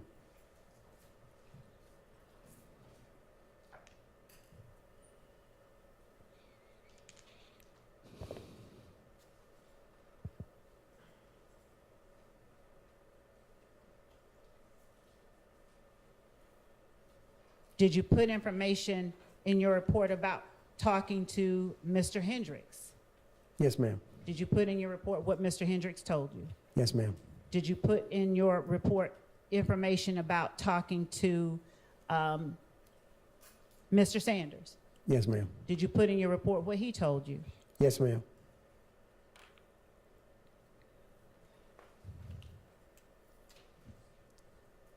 Did you detail in your report each time that you talked with Mr. Copeland prior to 2016?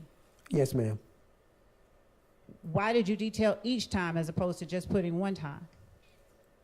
Because each time it was a different time and different interview. Did you detail in your report the type of shell casings that were found on the scene of the Donovan Thomas murder? Yes, ma'am. Did you detail in your report the type of shell casings that were found at Van Ira? Yes, ma'am.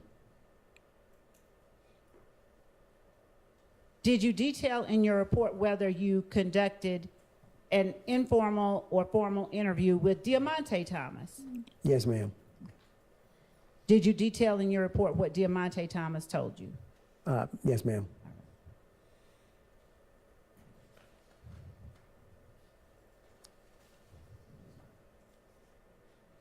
Did you detail in your report information regarding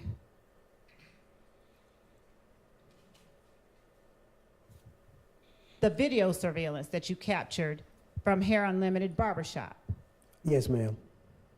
Did you detail in your report social media posts that you investigated? Yes, ma'am. Did you detail in your report the type of the type of vehicle described by persons that you interviewed? Yes, ma'am. Did you put in your report information about what your investigation revealed were retaliatory shootings after the murder of Donovan Thomas? Yes, ma'am. Did you only interview Kenneth Copeland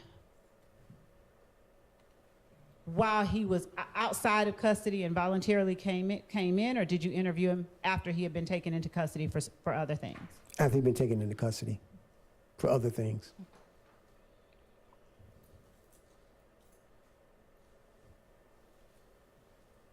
Did you detail in your report going to Hartsfield-Jackson Airport to try and find information provided to you by Kenneth Copeland? Yes, ma'am. Did you detail the date that you went to Hartsfield-Jackson? Yes, ma'am. Did you detail who went with you to Hartsfield-Jackson? Yes, ma'am. Who went with you to Hartsfield-Jackson? Detective Summer Benton. What date did you go to Hartsfield-Jackson? I can't recall. I can look at the note. Okay. Look at. I'm showing you your report. Okay.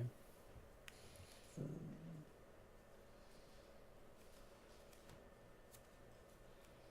believe it was June 11th, 2015.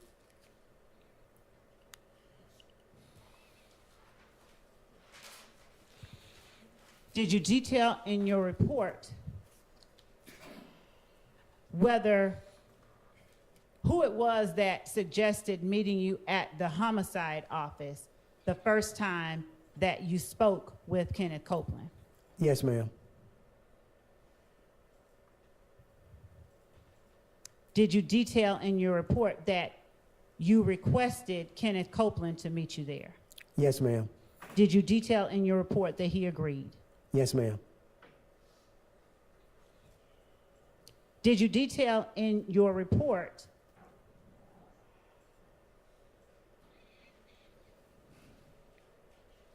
that you were not able to find any information about the rental that Jeffrey Williams did when you and Summer Benton went? Yes, ma'am. Did you detail in your report the date and time that you interviewed Demekion Garlington? Yes, ma'am. Did you detail in your report what he told you? Yes, ma'am. Did you detail in your report that you interviewed Justin Cobb? Yes, ma'am. Did you detail in your report the date and time that you interviewed him? Yes, ma'am.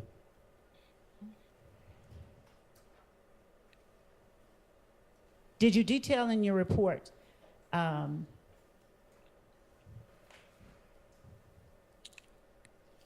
the names of the persons that Kenneth Copeland gave you that were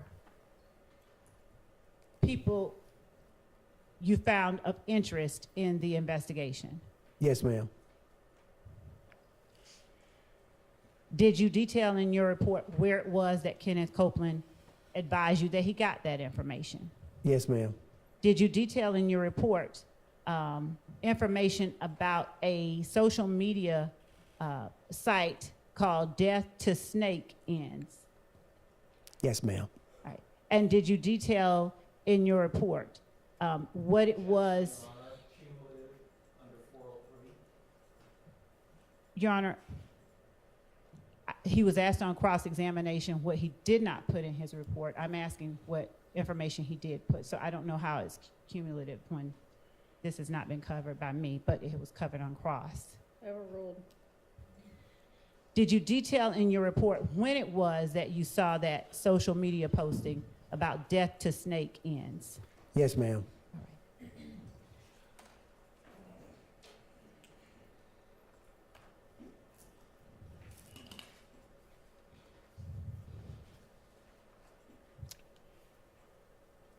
Did you detail in your report who all was present at the time you interviewed Diamante Kendricks?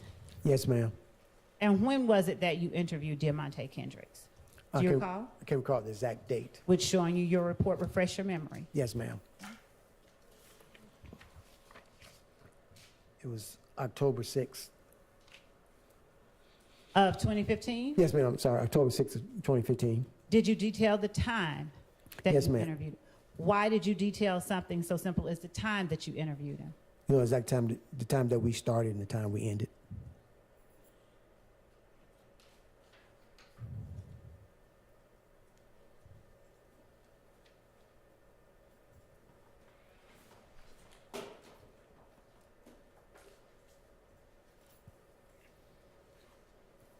Did you detail in your report that Spencer Wright admitted giving you the false name of Nicholas Robinson? Yes, ma'am. And did you detail in your report when and against whom you took out arrest warrants for this case? Yes, ma'am.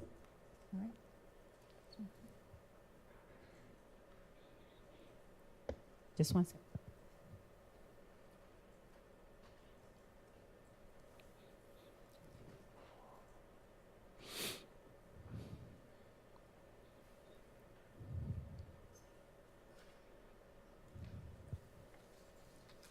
Other than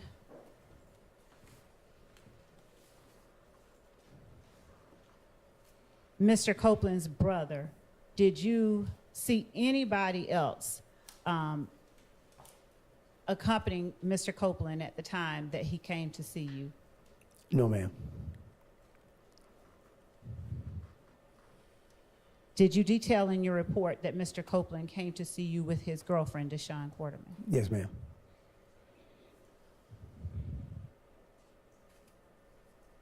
All right. Just one second.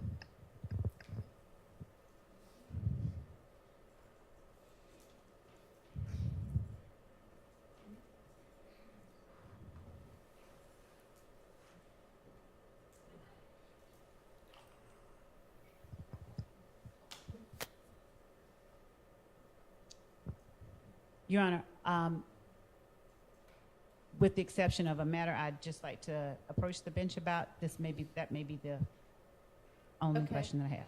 All right, come on up.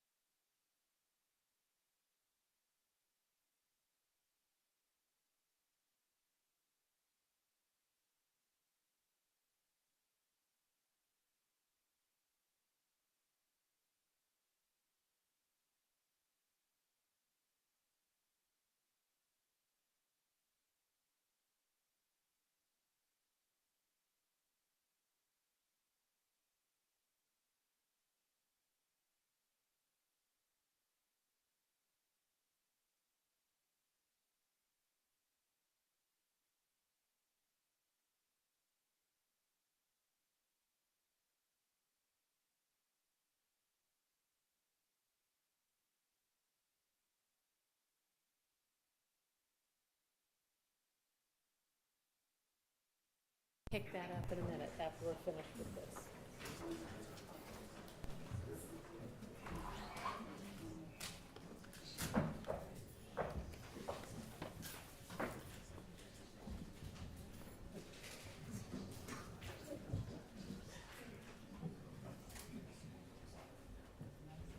And Detective, we're going to ask you to step out also.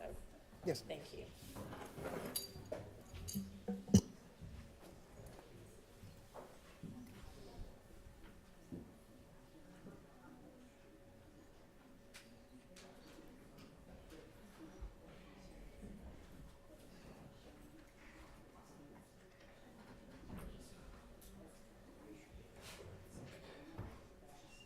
Whoever couldn't hear this or thought they couldn't hear, you want to just hold it up now and let me see if you can.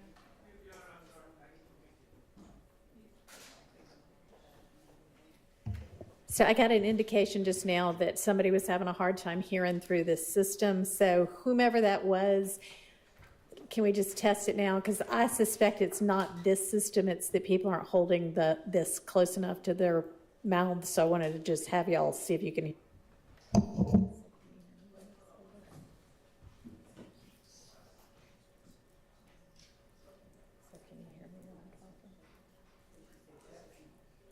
Good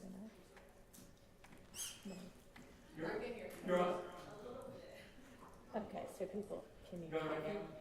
I think the issue is people, I don't know what changed since the previous board, but I think people are speaking too softly and holding it too far away. Well, that's probably because I constantly tell at least Miss Love to keep it down because I suspect that she gets loud enough sometimes that the jury can hear her.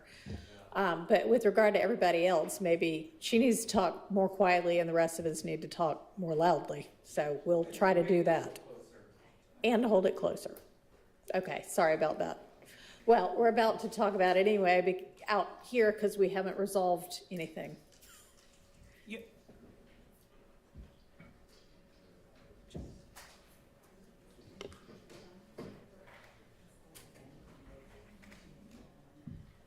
Your Honor, with the court checking its notes, could the court just give us the date that was? Well, I gotta find it first. Okay. I think would have been in that week in August, right, that we had the non-jury week? That's what we're agreeing to. Okay.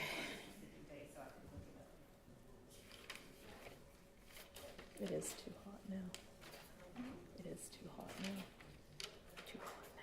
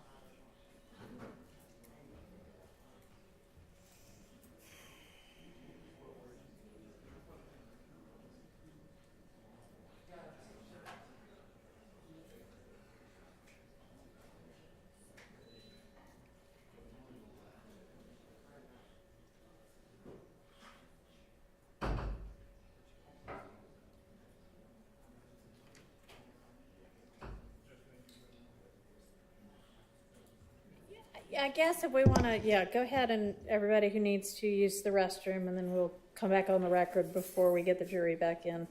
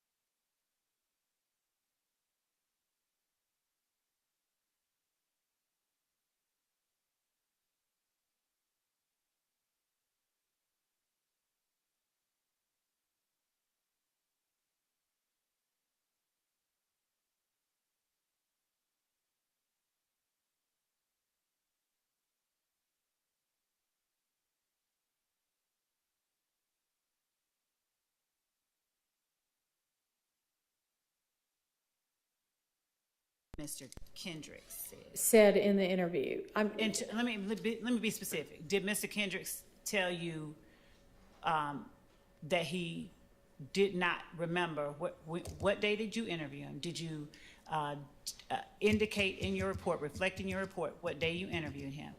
Did Mr. Kendricks, did you ask him where he was or what he was doing on January 10th? And did he reply he couldn't even remember that day? No, I'm not going to allow that. And you said yourself you think you can maybe ask that through another witness. So I can. ask it through another witness because Okay. that's more the type of thing you should ask on direct Okay, than redirect. no problem. Yes, Your Honor. Okay. Mr. Kendrick. What did I say? There's no S at the end. No S at the end. No S at the end. Okay, anything else before we get this witness back and the jury back?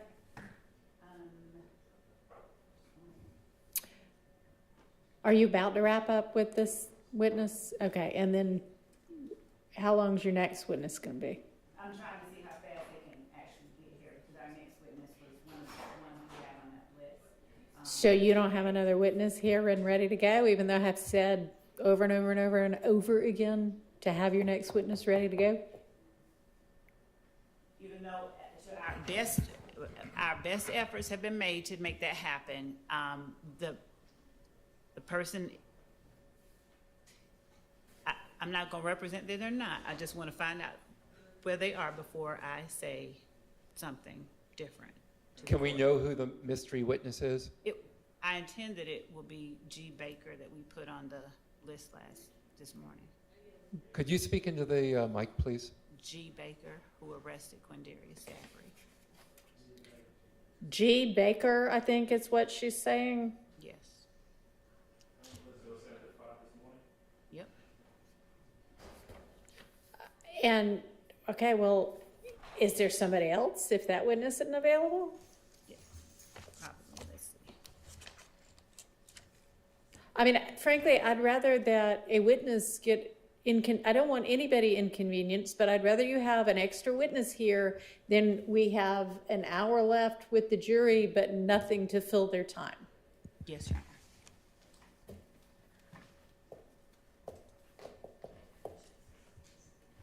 Honor. Okay, anyway, well, so how much longer are you gonna have with this witness?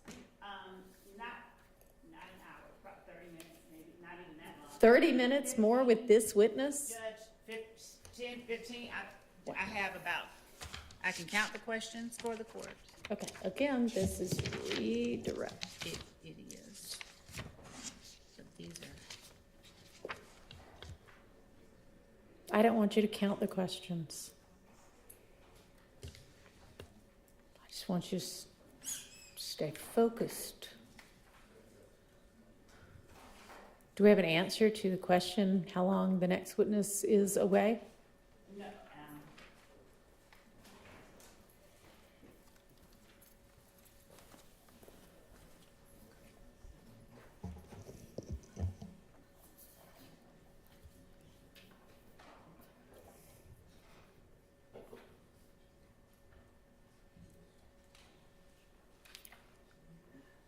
no, no, Your Honor. Okay, well, let's just continue with the redirect, and then there may or may not be any recross, and then we'll see if the witness is here yet, and they better be.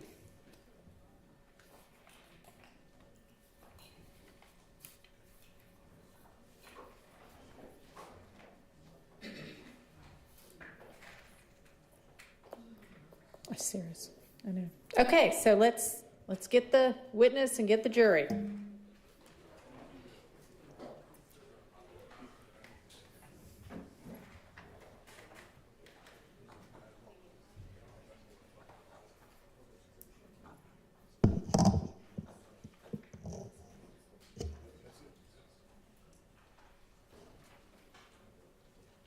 Your Honor, before the jury's brought in, just really quickly, if I may, one of the things I wanted to I wanted to inquire of one of our investigators about their efforts to secure one of the witnesses and the difficulty that we have had with respect to that witness. I expect that that witness will be coming in. It's the one that we've been discussing, but I think it's pertinent information. Not right now, and frankly, it doesn't matter if you have a particular witness. What you have been instructed is to have enough witnesses to fill the day. Yes. Okay, so if one witness is difficult, then you need to have another one lined up. Yes, Your Honor. Let's get the jury, please.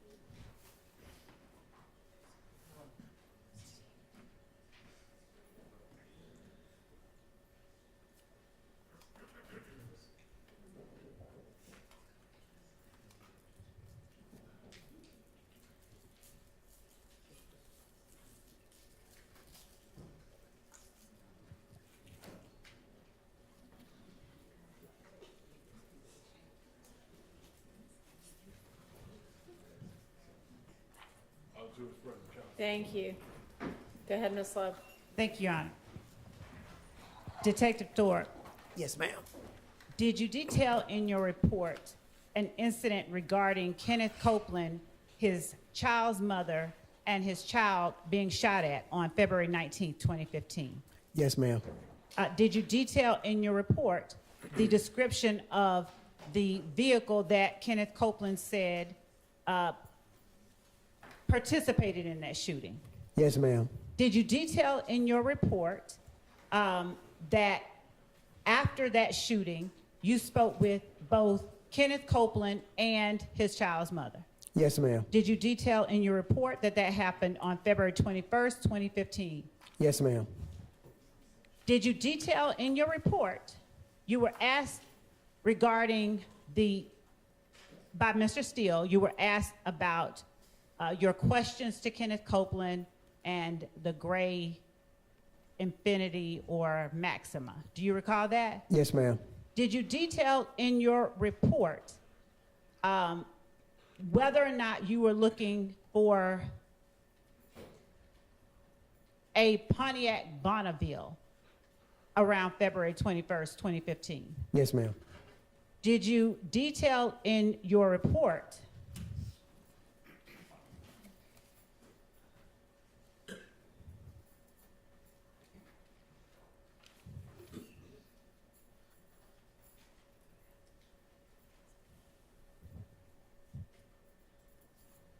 asking Kenneth Copeland about waiting so long to talk about the date of the homicide incident?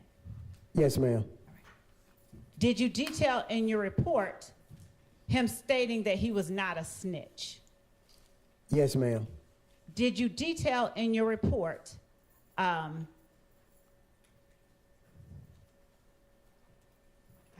that only after you talked to Kenneth Copeland did you begin to learn or investigate Jeffrey Williams' rental of that Hertz Infinity? Yes, ma'am. Did you detail in your report the information that you got from one witness that may or may not have been consistent with the information you got from another witness? Yes, ma'am. Your Honor, at this point, I'm going to object to this line of questioning under 403.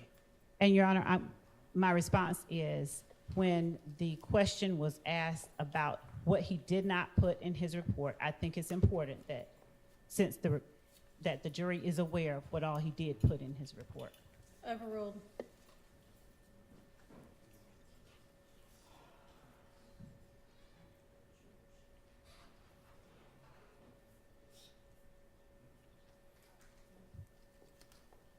Did you detail in your report who it was that was in the room with you at the time that you interviewed Quindarius Zachary? Yes, ma'am. Did you detail in your report that you interviewed him on August 5th, 2015? Yes, ma'am.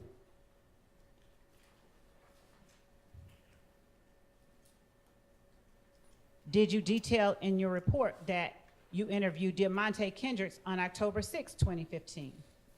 Yes, ma'am.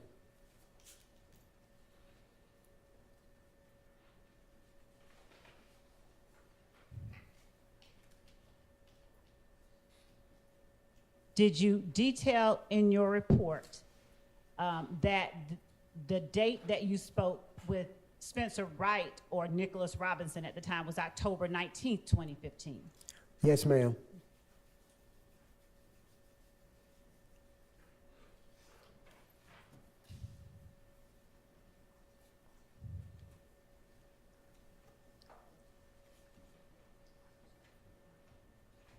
Did you detail in your report confronting Mr. Wright about giving a false name? Yes, ma'am.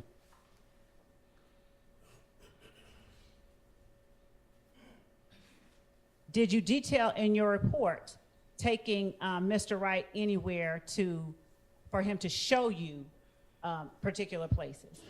Yes, ma'am. You were asked on cross-examination regarding the date that you took out warrants, and you said that it was October 20th, 2015. Do you remember that? Yes, ma'am. Did you detail in your report that you took those warrants out the day after you went with Spencer Wright to a certain location on Yes. October 19th, 2015? Yes, ma'am.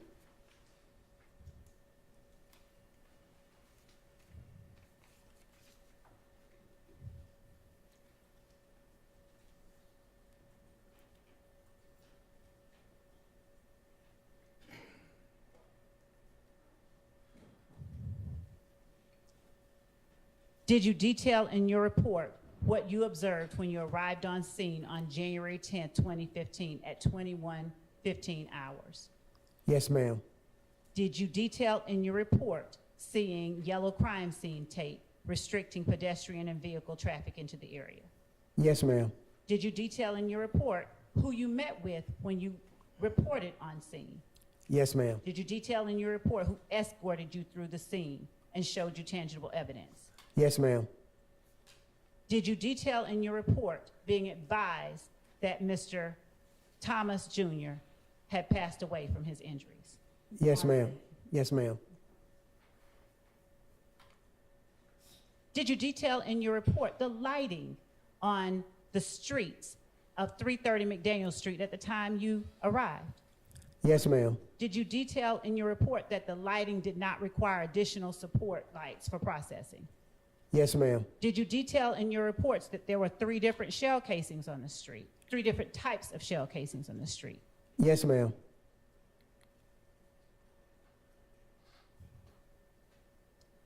Did you detail in your report information that you got from the anonymous person about what may have led to the shooting? Yes, ma'am.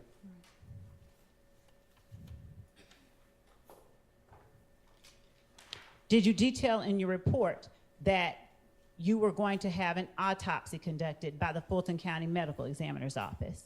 Yes, ma'am. Did you detail in your report the date of birth and address of each of the victims, including Reginald Hendricks and Cordarius Sanders? Yes, ma'am.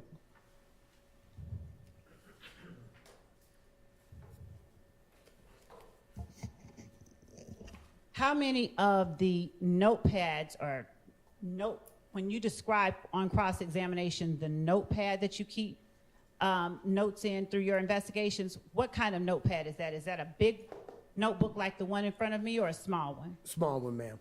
How many notepads have you kept throughout your time as a homicide investigator? Relatively none. Once I get through transcribing all my notes over into my case file, I usually refurbish those notepads into working other scenes with other people when I'm not the lead. How many notepads have you kept, have you made over the years? Made over the years, probably close to 200, 300.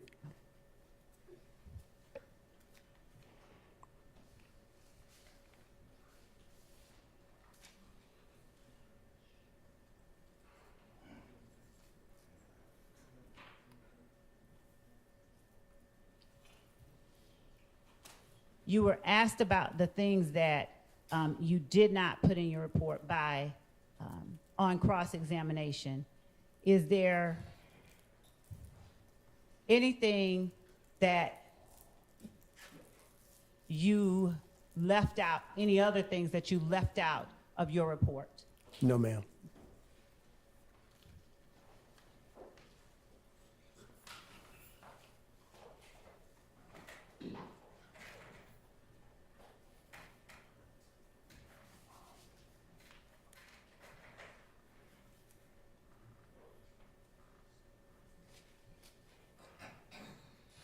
Your Honor, I think that that's all that I have of this witness. All right, thank you. Is there recross from anyone? Mr. Shart, Mr. Steele.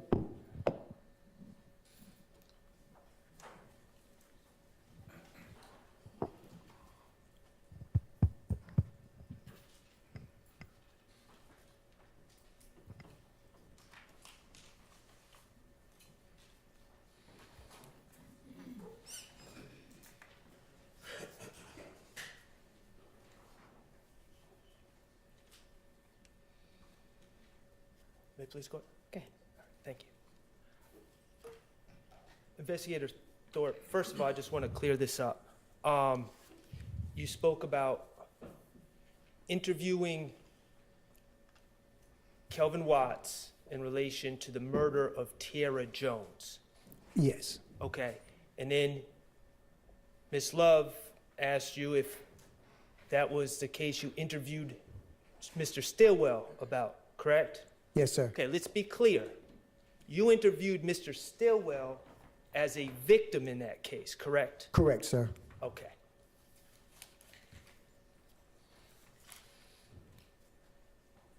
Okay. The Green Store, that is the location when Kenneth Copeland spoke to you that he claimed to be at. No, let me back up. Kenneth Copeland told you that he was not present at a murder, correct? Correct. He told you, when you spoke to him in these interrogations, that just prior to the murder, Go ahead, sir. in the interviews, just prior to the murder, his claim was he was at the Green Store. Yes, I believe that was one, and he said he was in the bed. Okay. Also, he was at home in the bed. And then went to the Green Store. Yes, sir. Okay. And that's the store that, I object as to mischaracterization of information of the evidence. that's absolutely not a mischaracterization. What time did he get out of bed? I do not know. Go ahead. Okay. So after he got out of bed, according to him, he went to the Green Store. I believe so, yes, sir. Okay, and that's the store that's a block and a half or 2 blocks away from where Mr. Thomas was shot. Yes, sir. Okay, and then his story to you was after the shooting, he was at the McDonald's. Yes, sir. All right. over the last like 30 minutes or so, I'm not going to go through all of them. Ms. Love asked you about 75 different things that are in your report, right? Yes, sir. Okay, the bottom line is your report is thorough, correct? Yes, sir. In fact, your report includes you and Investigator Summer Benton going to the airport Yes, sir. to look for rental records in the name of Jeffrey Williams from Hertz Rental, or from any rental car company at the airport, Correct. okay? And the reality is, at that time, you did not find any records, correct? Correct. Okay, that was a negative, you received negative results. Correct. Okay, but despite the fact that you got negative results from the rental companies at the airport, you still put your efforts to find evidence in the report, correct? Yes, sir. Okay. So, going to the airport,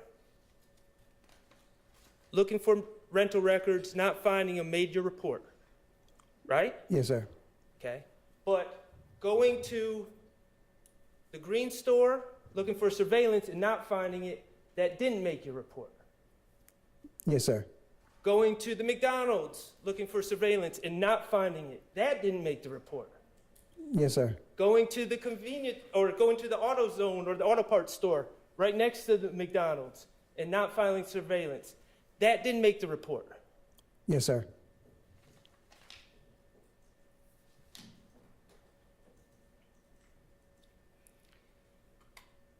Your testimony seems to be the only things that didn't make your report. Your You Honor, would- I object to the characterization of the testimony. The jury can hear what the testimony You was. were just asked by Ms. Love if anything else didn't make the report, and you said no, correct?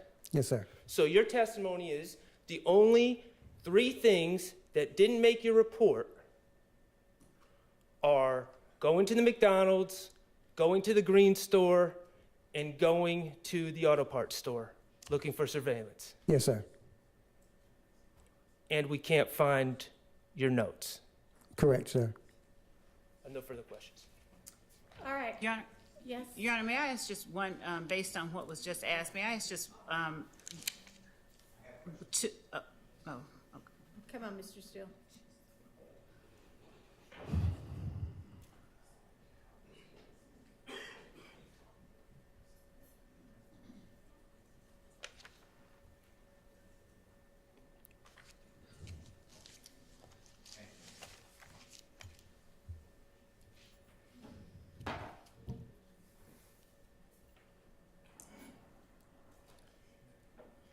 You have your supplemental report in front of you that Mr. Shart gave you by any chance? Yes, sir. Okay. Now, the jurors some of them may understand this in law enforcement, some may not, so I just want to ask you some questions about reports, okay? Yes, sir.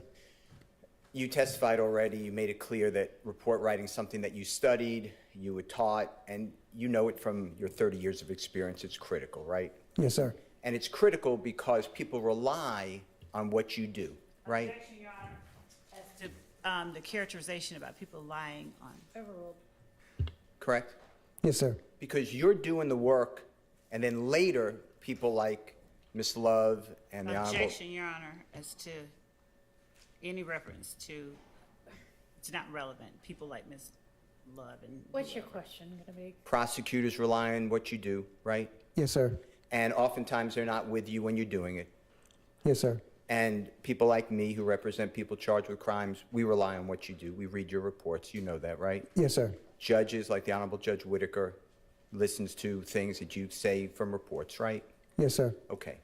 And through that process, you want to make sure that you dictate, that you put into your reports everything you can that you did in the case that's material, correct? Yes, sir. In fact, at the bottom of each report, you have to sign and you take an oath and you swear, right? Yes, sir. That the report is true, correct?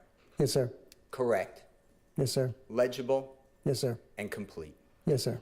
And that's what you did in this case. Yes, sir. And you tell the jurors, and you put in all the details of what you did, whether it was negative, positive, or whether it had to get further investigation or not, you put it into the reports, right? Yes, sir. Because you want to be fair to everybody and explain to them what you do, right? Yes, sir. What you do is important. Yes, sir. By not putting in anything, because there's no mention, and if there is a mention, just tell me I missed it. There's no mention of getting the McDonald's video in your report. Am I true? Yes, sir. You're right. And there's no mention of getting the video of the, what we're calling the green store, right? Yes, sir. So you're going back approximately 9 years, 8 years, 9.5 years, whatever the date is, to your memory of when you went to the McDonald's, right? Yes, sir. But you can't remember who you spoke with at the McDonald's, right? Yes, sir. And to be fair to you, are you telling this jury on your oath that that McDonald's told you that the day before or 2 days before, we don't have that video?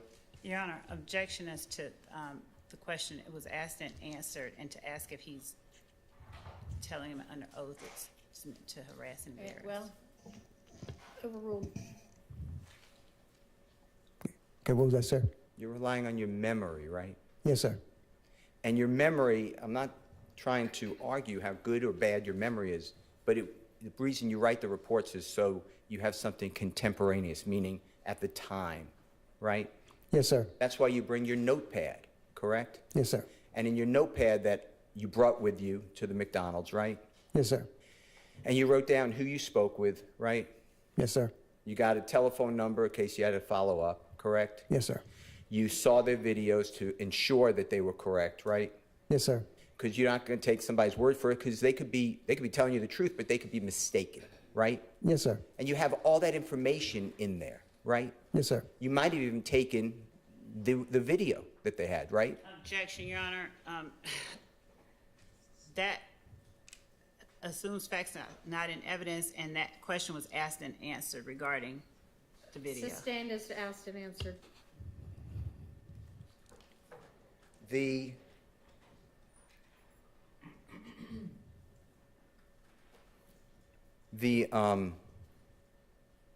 notes, though, that you keep those as backup in case there is something inadvertently or intentionally left out of your supplemental report, right? Yes, sir. But in this particular case, for whatever reason, those notes have vanished, right? Yes, sir. Now, do you remember testifying in a case, do you know who the Honorable Judge Ellerby is Yes, sir. in this courthouse, another judge, Yes, sir. powerful like Judge Whitaker? Yes, sir. And do you remember testifying in a case, State of Georgia versus Brandon Kirkland, also Your known Honor, as Big objection Red? as to relevance. I don't know what the relevance might be, so I can't It- rule on that. Your Honor, this is a whole other. Why don't we approach?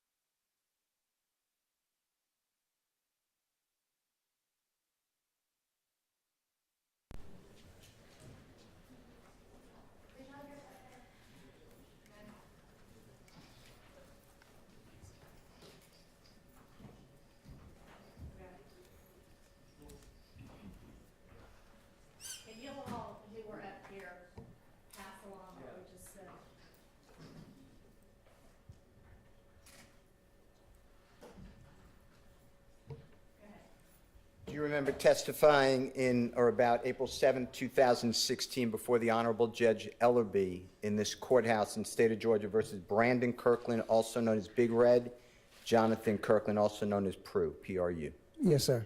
And you're under the same oath that you're under today, fair to say? Yes, sir. And do you remember the prosecutor in that case being Miss Love? Yes, sir. And do you remember under questioning by the Honorable Maxwell Shart in that case? Yes, sir. Do you remember explaining that your notes were also not around? Do you remember that? Yes, sir. And do you remember explaining that once an arrest is made by you, you shred your notes?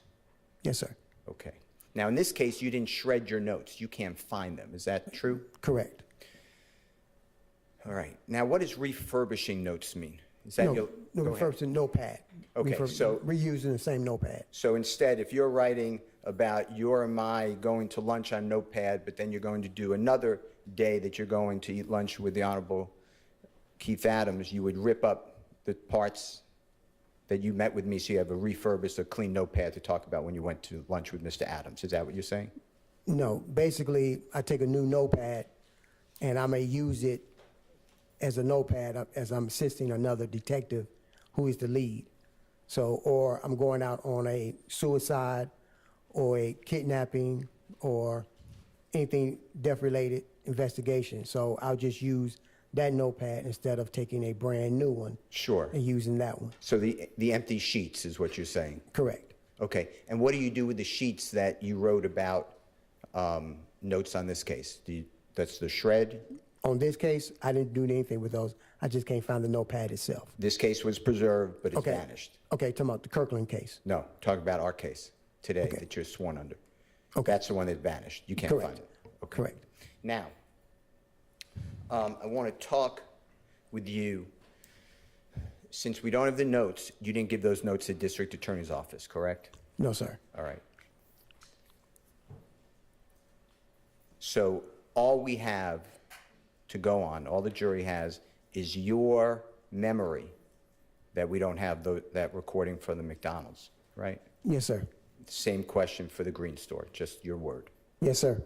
All right. Now, with regards to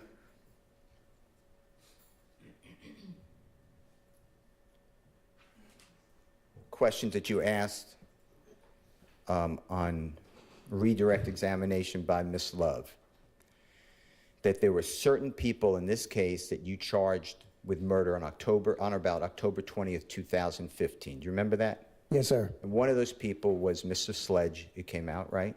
Yes, sir. One of those people was Mr. Copeland, correct? Yes, sir. And do you remember stating that you're aware that the district attorney's office did not charge the offense of murder of Donovan Thomas to Mr. Sledge? You aware of that? You remember those questions? Yes, sir. Okay. And same with Mr. Copeland. They did not Yes, sir. charge him with that either. You never charged Jeffrey Williams with murder of Donovan Thomas, fair to say? Yes, sir. You never charged Jeffrey Williams with any crimes, fair to say? Yes, sir. Fair to say. You know the district attorney's office hasn't charged Jeffrey Williams with the murder of Donovan Thomas. Well, actually, I'll let him go with that one. I thought he was going to ask a different question. I withdraw the objection. All right. You're aware of that, correct? Okay, repeat that again, sir. Sure. You're aware that the district attorney's office through the grand jury did not charge Jeffrey Williams with the murder of Donovan Thomas. Am I correct? Yes, sir. Okay. Now,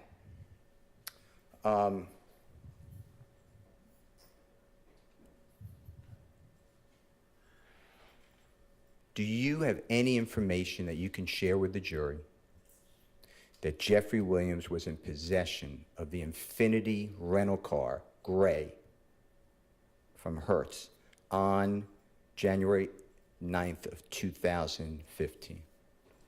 Nothing that I discovered. No, sir. Same question for the next day, January 10th of 2015. Any information you could share with this jury that Jeffrey Williams was in possession of that same rental Infiniti vehicle? No, sir. Not on my investigation. No, sir. January 11th, you realize that's the day it's returned? Yes, You sir. don't remember? Okay. Do you have any information to share with this jury that Jeffrey Your Williams... Honor, as it relates to this portion regarding the objection about the scope, I would object that it goes beyond. Sustained. I have no other questions. All right. Very briefly, Ms. Love. Thank you. And Detective Thorpe, I know nobody in here believes that I'm going to be brief, but I really am going to be brief. With respect to what Mr. Steele just asked you about not putting anything else of value into the report or leaving anything out, did you put in your report that you took gunshot residue samples off Kenneth Copeland's hands at the time that you interviewed him? I believe I didn't. You did not? I believe I did. I can't recall. Could you please look at your report and see if it refreshes your memory? What page would you be looking at, ma'am? I'm sorry. Just the page where you talk about your January 10th, 11th rather, interview with Kenneth Copeland. All right.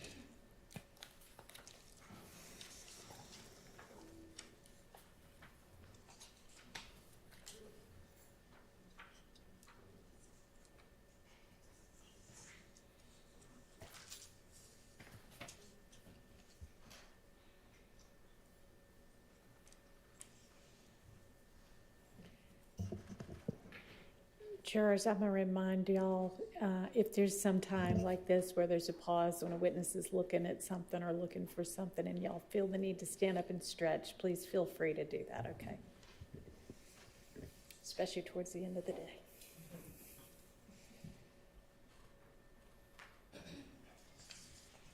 No, ma'am. As you sit here today, do you recall whether you did a gunshot residue test on Kenneth Copeland's hands? Yes, I did. How do you know that you did? By the video. Okay. I believe it was on the video. And was that something substantial that you considered during your investigation that you did Yes, ma'am. gunshot residue? Yes, ma'am. Why didn't you put it in your report then? Just overlook. Okay. Now, did you put in your report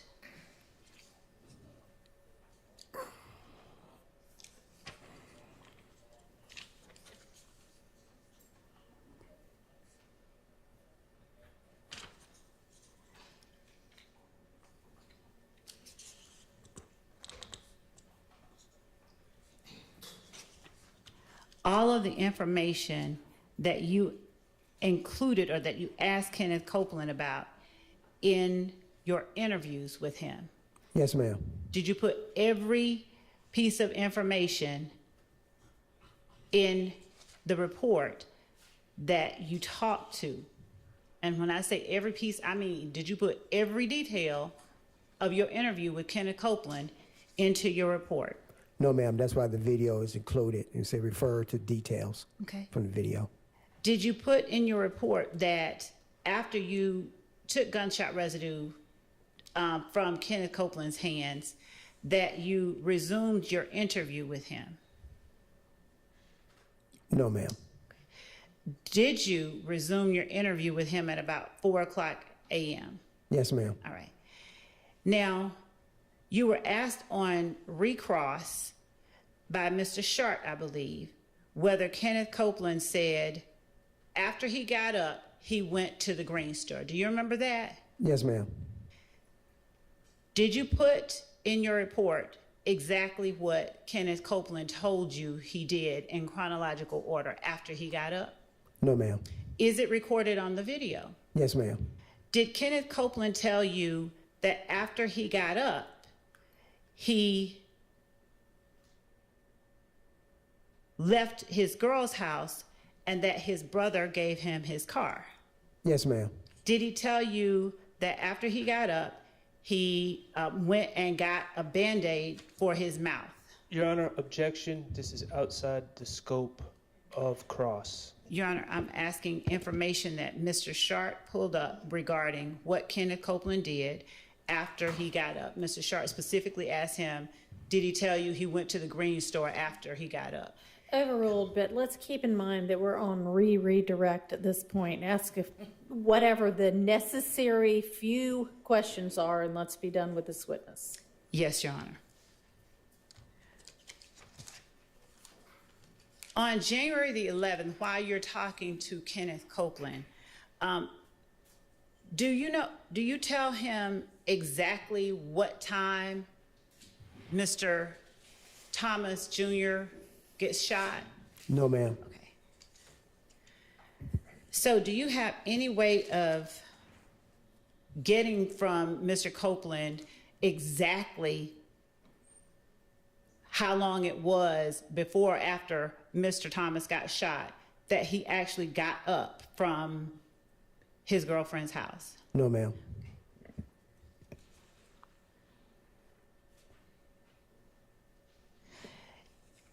Mr. Steele asked you,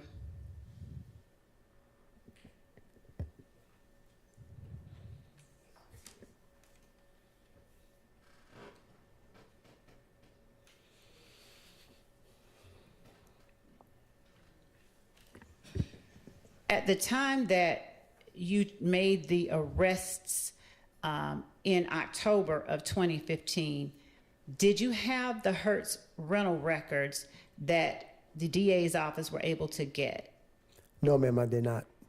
And on recross, you were asked by Mr. Steele whether or not you charged Jeffrey Williams with any crime. No, I did not charge. In October 2015. No, I did not. At the time that you took out those warrants in October 2015, did you know that Jeffrey Williams had rented the gray Infiniti? No, I did not. I have no more questions.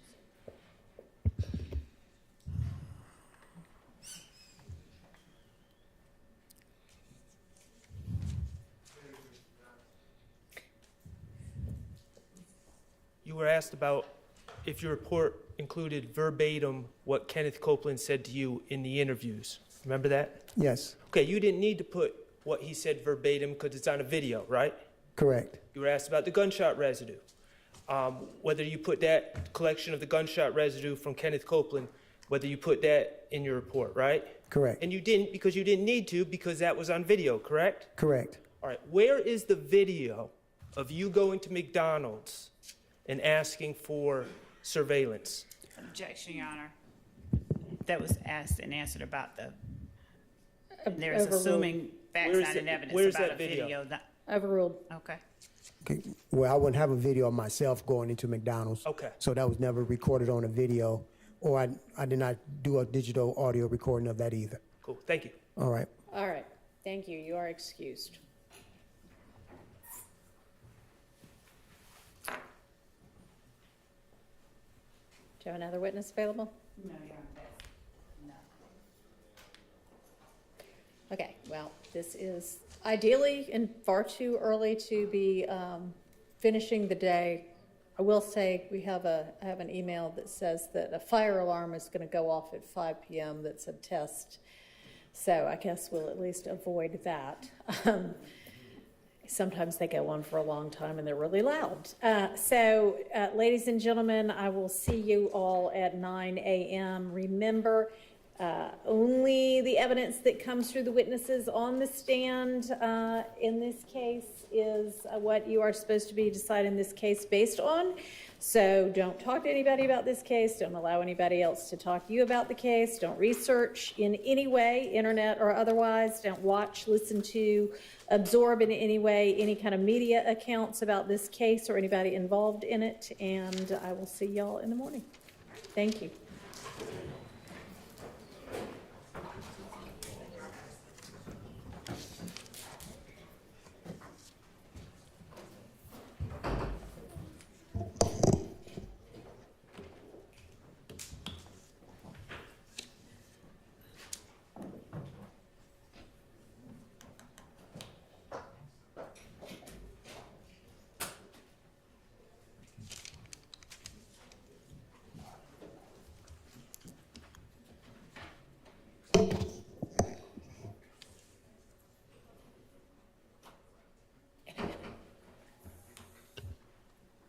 All right, a couple of matters. First of all, Miss Love, that needs to be the absolute last time that you don't have enough witnesses to carry us at least until 5. And if it happens again and there is something less than an earthquake, an 8-car pileup, somebody died, 3 people died, and so none of the witnesses were available, Yes. I may just say you can't have that witness, because at this point in this incredibly long trial, to have to end at 4:25 is not a good use of anybody's time. Do you understand? I do. All right. I have, and have yes, some of y'all also got, and y'all who didn't, I forwarded, a very lengthy email from Miss Merchant regarding Mr. Arnold, who is her client, and the information that she received very recently that he might be called as a witness this week. And it appears, and I know you know this, Ms. Love, because you got the email too, but that she told the state a long time ago that she was not going to be available certain dates. And she also asked, because I have reviewed in camera portions of her correspondence with you at this point, that you give her at least 7 days notice if you were going to call, or when you were going to call Mr. Arnold. So she's on vacation, she has a leave of absence. I don't know what your plan is, but have you worked that out? Your Honor, what I asked, and I'm not sure if it was conveyed, was whether there was anyone else that she was willing to let come in and in her stead. But I can tell you that the reason that we moved up the time frame for her client has to do with our Challenges with other witnesses? yes. And so given that, I understand that Ms. Merchant wants 7 days in advance. Well, that's not as much the issue as the fact that if she can't be here and he's still going to be on the stand, then you need to not start him. Right, I understand that. If she had someone that he was okay with being here, then, you know, and that was. All right, so you and she have worked that out then? No, I haven't had a chance to talk to her. I had someone talking to her on my behalf. I'll respond to her and say that, because if she didn't. I haven't responded, even though it got sent directly to me, because I don't normally do that. But if you would please let her know that, as far as I'm concerned, she's not expected to cut her leave off. No, I understand. You need to work around that. And we were, yes, I was, yes. All right. That's fine. A couple of other things.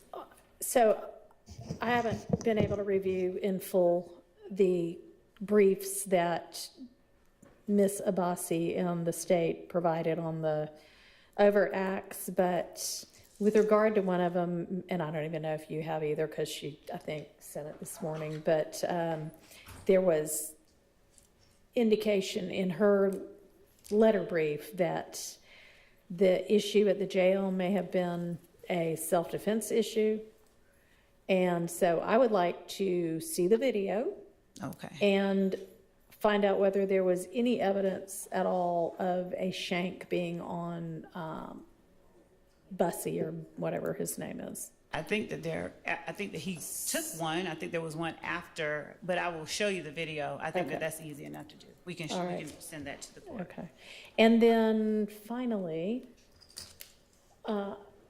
when I started looking through all of the looking in camera through all of the correspondence between the state and various attorneys for one-time co-defendants, you know, it's at this point about this thick, which is a lot. And I am wondering, and I know that I'm kind of the one that said, do you want me to do it in camera? But do you have an objection to just providing all of it to the defense? Because frankly, I'd rather they do the work than me.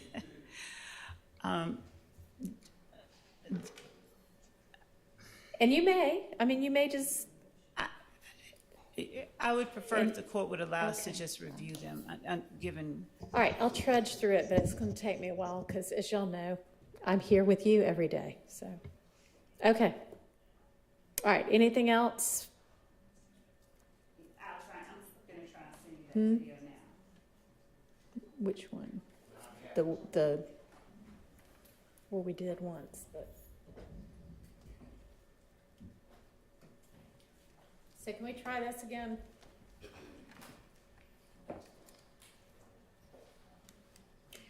For some reason, I do not know why, this keeps resetting itself to 40% volume today. So it's at 100% now. So let me.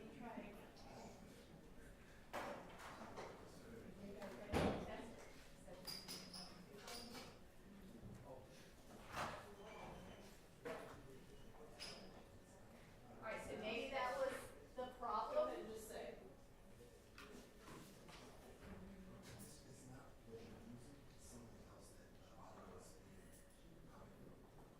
So it's not this, you think it might be? Well, you've just got really good hearing then. Do you have it?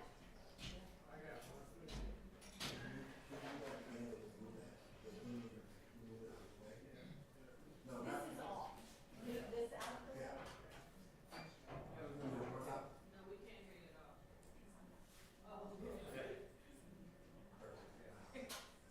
Okay, so then maybe it's just that we'll have to remember to readjust it to 100%. I think that 40, 100, Your Honor, is the volume you're listening at, not not the amplification of the microphone. Okay, then I just have no idea. Held it closer and spoke a little louder. Okay, so everybody that comes up to the bench, hold it close to your mouth. And also at the same time, talk into the little box for Miss Winfrey. We'll do the best we can. And if there is ever a time, I'll just remind the defendants that you cannot hear what is being said. Let me know and we can